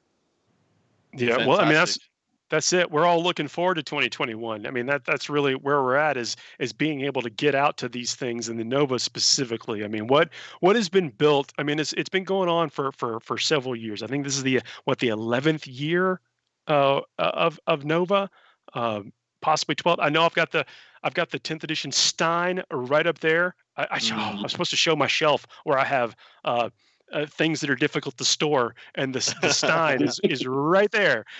So to begin to be welcome into this culture and to be a part of it, and Thomas, now you're part of this for us, and absolutely awesome. I mean, it's the ability to see friends. There's many people that I don't get to see, and that's the big thing on this is just getting a chance to see everyone. I miss everyone. There's I got lucky that I was able to go to LVO because I get to see you, Paul. I mean, how long have we known each other too? Is it about 10, 11 years? It feels like forever, but I mean that in a good way. Yeah, I mean, I've stayed at your house. I've come visited. We would chit chat. There's many people that I just miss. Yeah, I mean, you live in Texas. If we didn't make that clear, you're in Austin, Texas, and we would have in a world that wasn't built off this community or whatever, we would have never met each other. I mean, maybe we'd have chatted online or whatever. But all the stories that we've got, wins. I mean, heck, you and I have brought down some trophies, from prestigious events, and we would have never had that opportunity without us linking up in ways like this. Oh, exactly. I think we have 2 ATCs. Or is it 3? 2? Is it 2 or 3 ATCs? I think it's 2 ATCs. Multiple times. I mean, we've played a couple times. I think we're even. I think in our games because the games are really one side is more than the other every time we play. Yeah, I think in tournament games we're even, but in casual games you got me trounced. We'll tell some of those bad beat stories on the podcast. I think the worst beat I've given you was Feast of Blades, rest in peace. That 1 year, and you're like, you were just mad at me. That was so bad. It was so bad. We should revisit that story for sure. So, Thomas, man, it's been a pleasure having you on. Get your tickets in for that thing, the bike. You just saw the preview. The bikes are coming. The character models are going to be there. Yeah. You've seen the chaplain. Go ahead and get it if you you want it. If you can't use it now, you're going to be using it tomorrow. So, Thomas, thank you so much. Thank you so much for having me on. I really appreciate it. I think we're going to queue up. Yeah, I think. Oh, sorry. Go ahead, Adam. Awesome to meet you, Thomas. I think this is the first time we've actually spoke. So, yeah. Yeah, I think I missed you at LVO a bunch because you guys were in a room and I didn't get a chance to go because I was beaten face with 3 Lords of Skulls. So doing the Lord's work. Well, yeah, the blood god's work. I think we've got one more video to show, and then we'll come in with the lounge crew. If we get all the tubes all connected up. Bye, guys, everyone. Thank you so much. No, mate. Thank you. Here's a quick video that I'm making for you. These are the Zarb bag gifts that I am giving in to Nova for the charity. Now, when the GW contrast paints first came out, the day that they were released, I also did a special stream. And that was where I took models and I did them in different priming bases.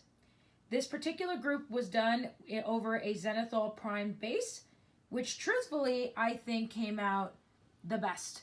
Because the other group I did was over Greyseer, and that was my Blood Bowl army, which was the undead ones. And then I had the other ones in Bone Wraith, which are my other Blood Bowl team, which is the Orcs, but I didn't finish them yet. But even so, out of all of them, like this one, these actually came out the best over Zenithal Prime, for sure. They come with squiggies, because look, who doesn't like squiggies? Look at them. Look, see, don't you want to pet them and give them kisses? Look at that. See? Adopt. and a little blue one. And I did all kinds of experimenting on them with the colors and did mixes and stuff. And it was really a lot of fun. But they were definitely a lot of fun to paint. And I did them on a special stream, like I said. I don't even think you could... Well, no, actually, the stream is on my YouTube channel, I believe. I posted it up there. So definitely check it out. It's YouTube, Metalhead Minis. All one word on the Metalhead Minis part. So I hope that you really like them. And I hope that you give lots and lots of tickets for them.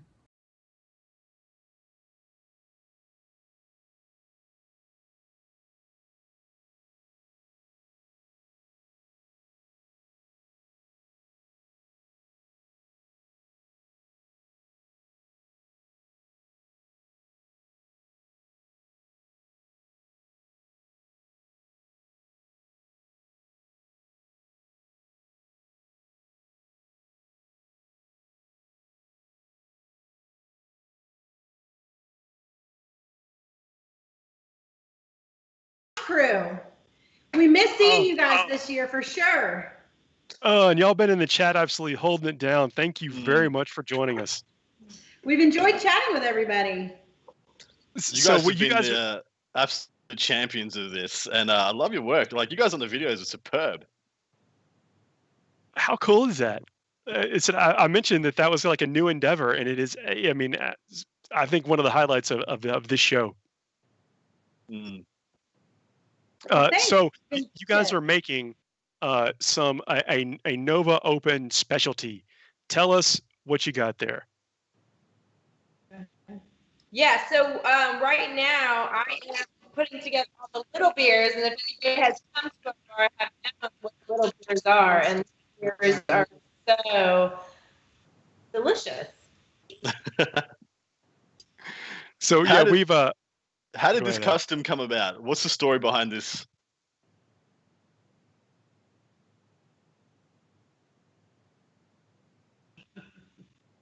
Nope. How did this custom come about of these tiny beers? You know, we saw the recipe somewhere down here in Florida and brought it up there as kind of just to try it out, and everybody loves them. And now it seems like it's become a tradition. So what's in it?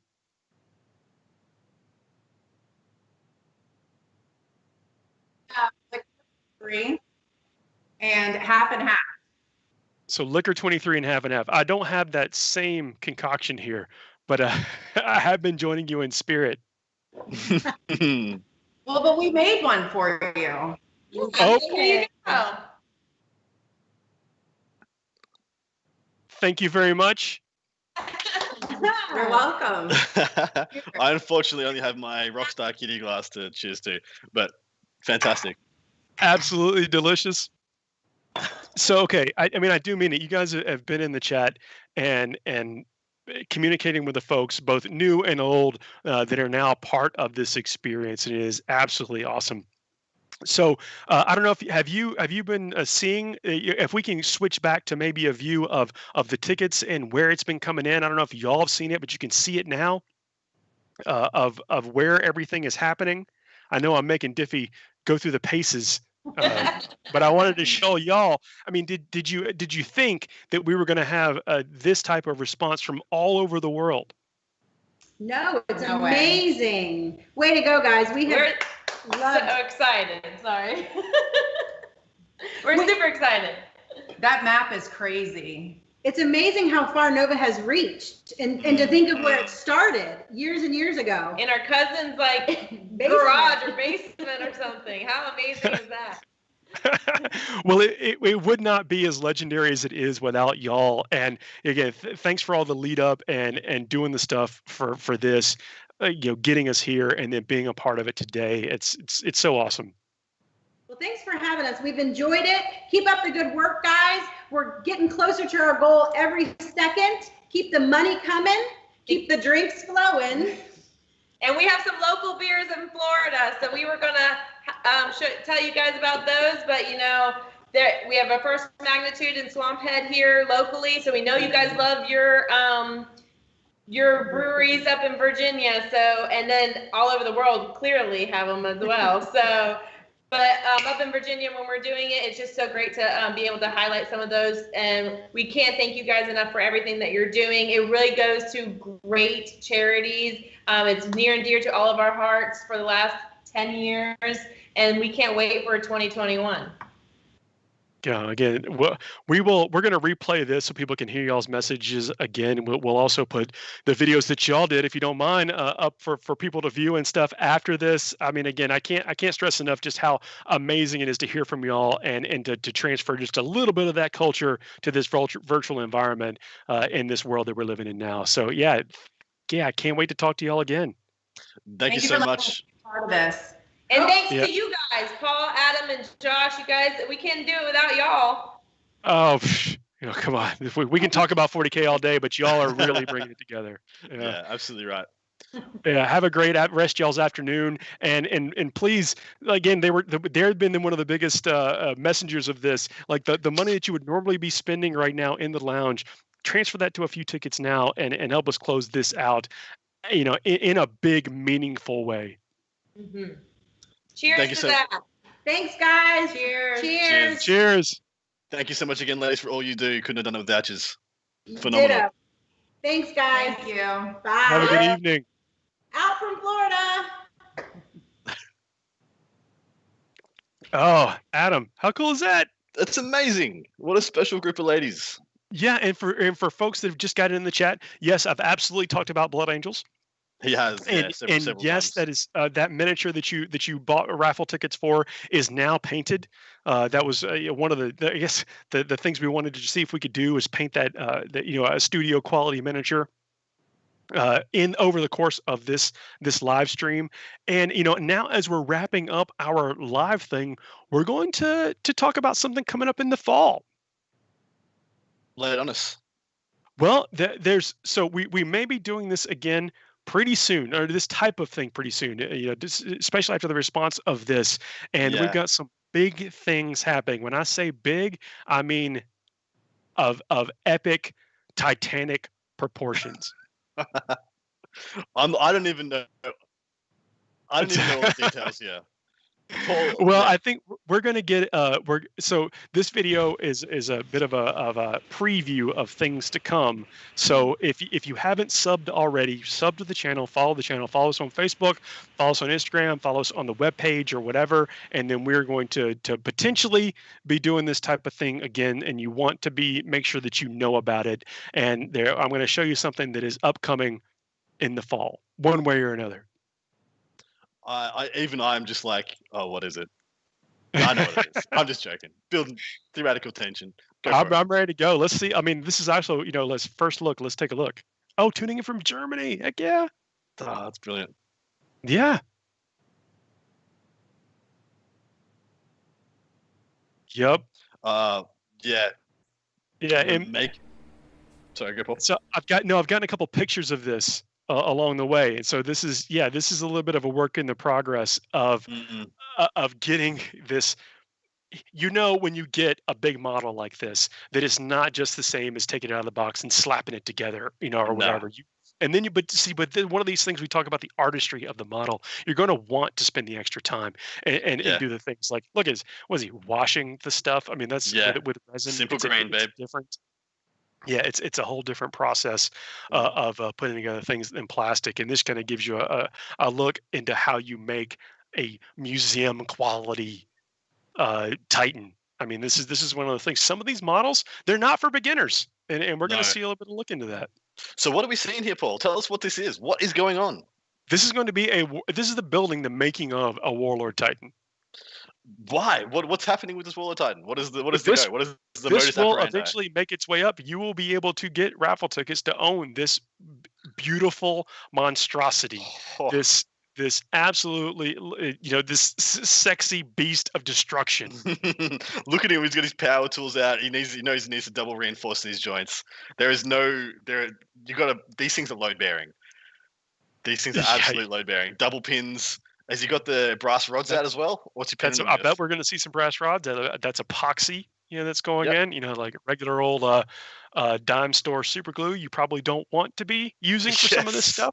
Yes, that's right. But look, I you know I this when you remember. get the model. That's not news, you know, as far as like, Yeah. but seeing someone do it and seeing the, I guess maybe it is news, but seeing how someone Mm. goes about their process of making something that's going to be a permanent addition to your hobby area, and you get to play with this. Like this is something that I know I don't need to be reminded of, but these are toys. You want to play with these things. Well, just look at the texture he's painting into that panel. Who is this gentleman? Tell us about this guy. Tell us about this artist. Yeah, this is Clay Williams, who's I mean been a fabulous painter and contributor to the No Open Charitable Foundation for a long time, but an absolute fabulous painter and artist for a super long time, and you can really see the talent coming out from here. And if you haven't, I'll try to get something up, or what, you know, on the website or whatever, for if it isn't already, for links to these artists' pages and stuff, so you can check out more work from them. And especially if you want to add to your collection after you have already won something here. And remember,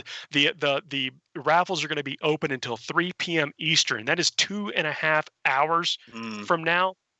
Sorry, an hour and a half from now. An hour and a half from now, raffles are going to be open, and then after that, there'll be some time later on to where that they are drawn, and the winners will be notified. That is an absolute masterpiece of a thing. Yeah. Wow. Well, so hey, we just got a couple of anonymous donations here in the final moments for this. I mean, and it's Brilliant. helping spike us to get to this just absolutely impressive goal. Thank you. If you are listening, a heartfelt thanks for this one big push that you're doing here in the final moments of our chat.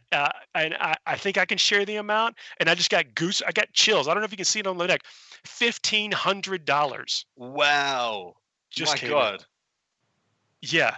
Like, oh, I mean, so look, not everyone has to give it that magnitude. I just wanted to mention it, that just the generosity and the kindness of folks coming in here in the final moments. I mean, whew. I mean, I don't know. Is it time for no pants? I don't know. Maybe I'll keep the pants on if we keep the raffles coming.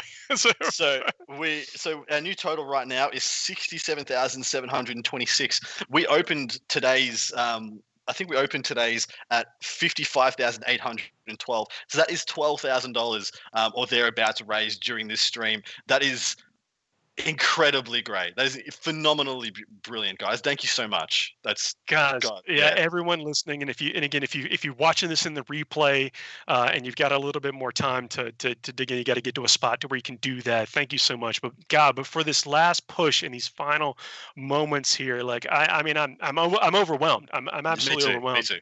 And thank you for that kindness and generosity, and thank you for everyone that's come and hung out with us this entire time. I mean, I know this is a different time zones. We're truly global, but I mean, for anyone who's taken time out of their Saturday or Sunday for you guys in Futureland, like this, God, I can't thank you enough. And I know I'm passing along the thanks from the Nova Open Charitable Foundation staff and board.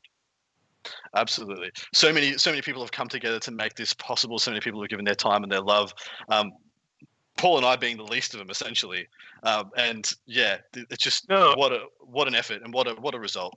Yeah, this is, we can talk about this, but about 40K and stuff all day long, but we can't do what we're doing, raising money for charity, without y'all. And it means so much.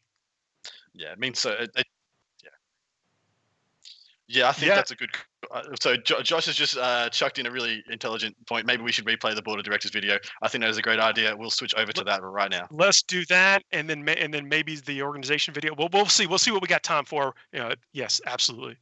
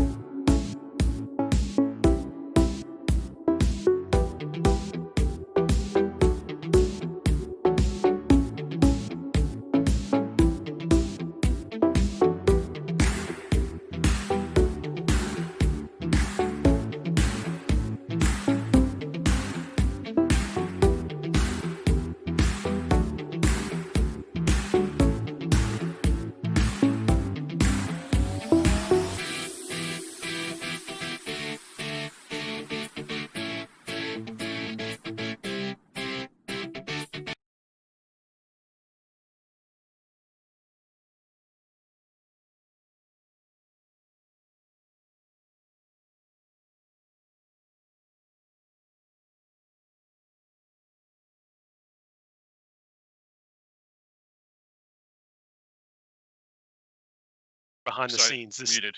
Yeah. This is one of those things we're talking about behind the scenes. Like they're doing this as it's an all year event. It's a thing for them. Like getting all these artists to contribute and stuff doesn't happen casually, and they're holding it down for an absolute great cause. And it's really cool to hear from them.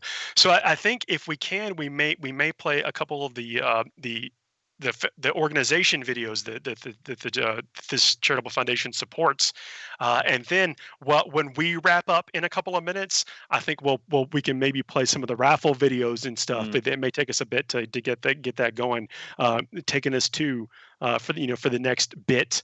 While the raffle wraps up, and then I don't know what time, but soon people are going to know if they've won stuff. Exactly right. They're going to start drawing the raffle soon, and people will know. You'll know if your contributions have won you some prizes, or if you just pat yourself on the shoulder and go to bed with a smile on your face, and knowing you've contributed to some great charities.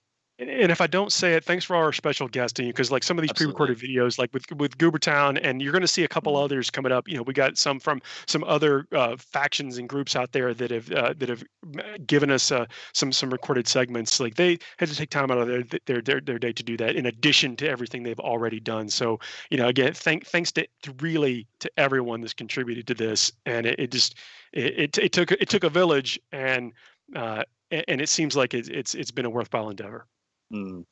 So I think we've got transitioning over to one of the vids now, and we'll see you on the other side. Hi, I'm Dave Coker, and I have the privilege of serving as president of Fisher House Foundation. Nova Open Charitable Foundation has brought the tabletop wargaming and hobby community together since 2013 to raise over $80,000 for Fisher House. Throughout this year of uncertainty, we've been especially grateful to organizations like NOCF who continue to support us. The needs of military and veterans families caring for an injured or ill loved one have not gone away. Thank you to the NOCF 2020 Artists Consortium for dedicating the proceeds from raffles to Fisher House. Thank you to the artists and everyone buying tickets. Here's a little more about the families you're helping. At Fisher House Foundation, we put bricks together. We build homes away from home, close to military and VA medical centers, so free lodging and care are close together.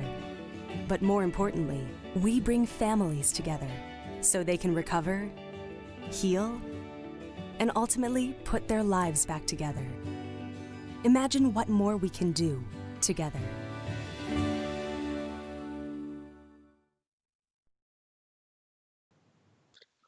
All right, there we had Fisher House.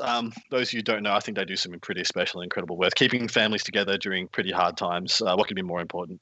Yeah, I think we're going to do it in rapid succession of playing those these charitable organization videos again, and then we'll wrap up our stream. But you can find some of the raffle videos, like videos of the miniatures, on the Nova Open Charitable Foundation website, and we'll kindly ask if they can post some of them on their Facebook page. So there's a Nova Open Charitable Foundation Facebook page, and check that out if you haven't already, and you'll see some of this, and maybe we can get the restream or the rebroadcast of this broadcast. It may overlap into where where the tickets are gone. So get those tickets in now, so you don't miss your shot when it closes up at 3 p.m. Eastern time.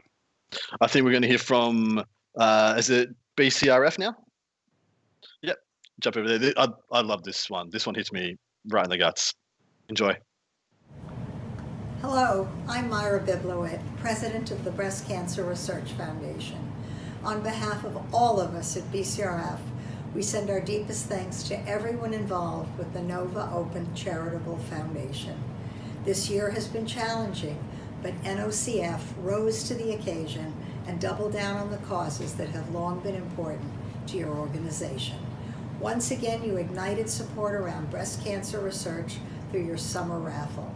Since 2013, NOCF, along with the tabletop gaming and hobby community, has raised nearly $70,000 for BCRF. Rest assured, your efforts are helping improve outcomes and save lives for those impacted by breast cancer. We could not be more grateful. When Evelyn Lauder created BCRF in 1993, she was determined to fund transformative research that would change the face of breast cancer. Today, we stand as the largest private funder of breast cancer research in the world. Fundraisers like yours are helping move rapid discoveries from the lab bench to the bedside. Research is the reason breast cancer deaths have declined by 40% since BCRF's founding. Research is the reason there are more than 3.8 million breast cancer survivors in the U.S. today. But our work is not done, and our progress cannot be stalled. From the bottom of my heart, thank you to each and every one of you for your support. In backing BCRF's vital work, you take us forward even faster to the future we hope to create. A world beyond breast cancer for our mothers, our daughters, our sisters, and our friends. You have my deepest thanks.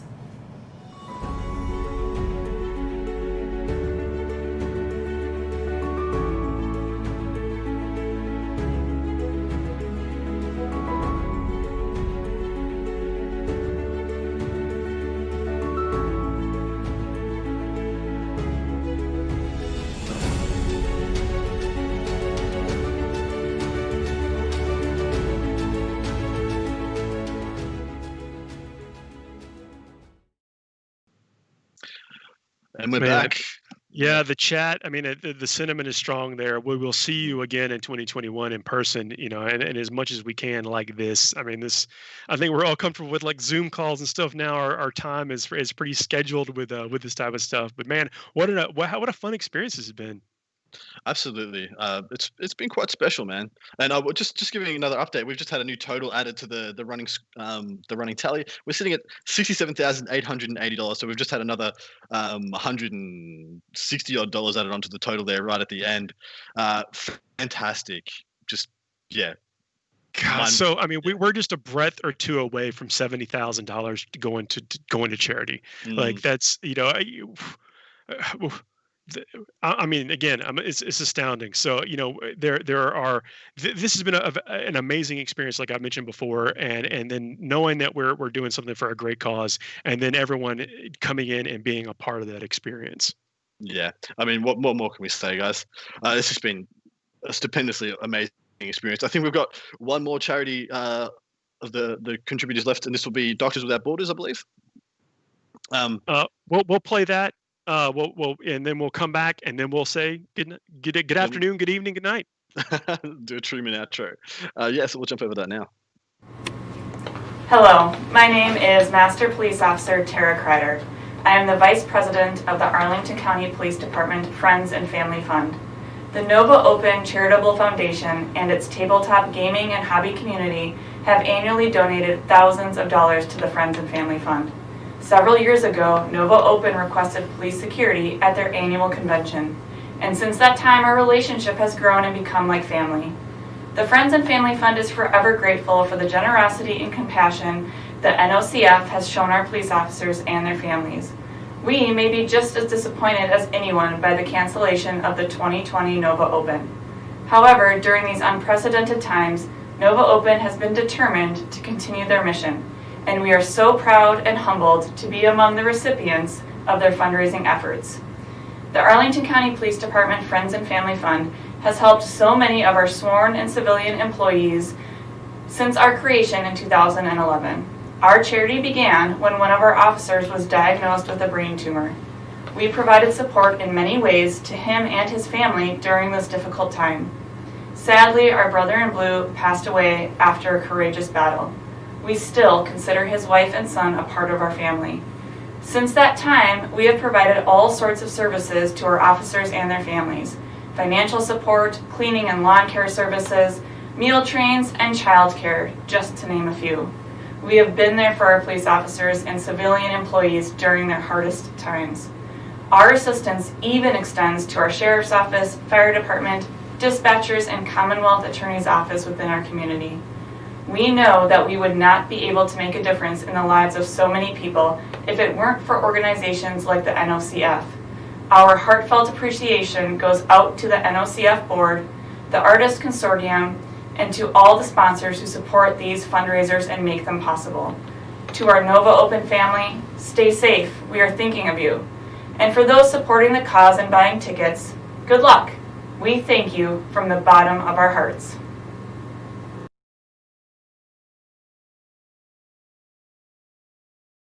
I know we're not supposed to pull back the curtain, but the wizard, Josh Diffie, is on the line with us. Hi guys. For those who don't know who Josh Diffie is, this is the gentleman, the brainchild of Down Under Pairings, and now one of the big movers and shakers. Audio. We need audio. Yeah, we're muted. So this is Josh Diffie, everybody. This is the guy who made all this possible, who's been pulling all the strings and essentially moving Paul and I like a marionette. Like I made a Wizard of Oz reference that got lost to no audio. I know we're not supposed to pull back the curtain. This is the horse of many colors. This is this is Josh, the man, Josh Diffie. We just needed to shout him out because this wouldn't have been possible without him, and make sure he got his face out there and some recognition for his work, because I won't speak for Paul, but he's worked so much harder than I have. So, yeah. Oh yeah, I know we made a big push, and thank you to the donations, both anonymous and with everyone contributing. Like, this is amazing. I mean, again, cannot say how pleased I am with what we've done here. And look, I think based on this response, we're going to try to do this again in the fall, and I'm excited. I'm pumped now that I've seen that Warlord Titan. How can I not be excited? Thing's incredible. Yeah, that's worth a couple of tickets to get in there. Well, I mean, my name's Paul Murphy. 68,000. Oh, looks like we just crossed over another milestone. Again, so my name's Paul Murphy. I'm, Adam. I'll let you guys and Josh say good night, say good evening, and we're going to be back soon. We Thanks will. for having me, Josh. Always a pleasure, gentlemen. Well, y'all have an amazing rest of y'all's day, and look for the replay on this stream if you missed some of the front part and just want to see who we had. I know there's a couple of videos that we didn't work into it that we're also going to put out in some way. So there's you've got a replay of this and some bonus content coming very soon. Love y'all. Yeah, see y'all. Have a great rest of y'all's evening. Be good to each other, guys. See you next That's time. it.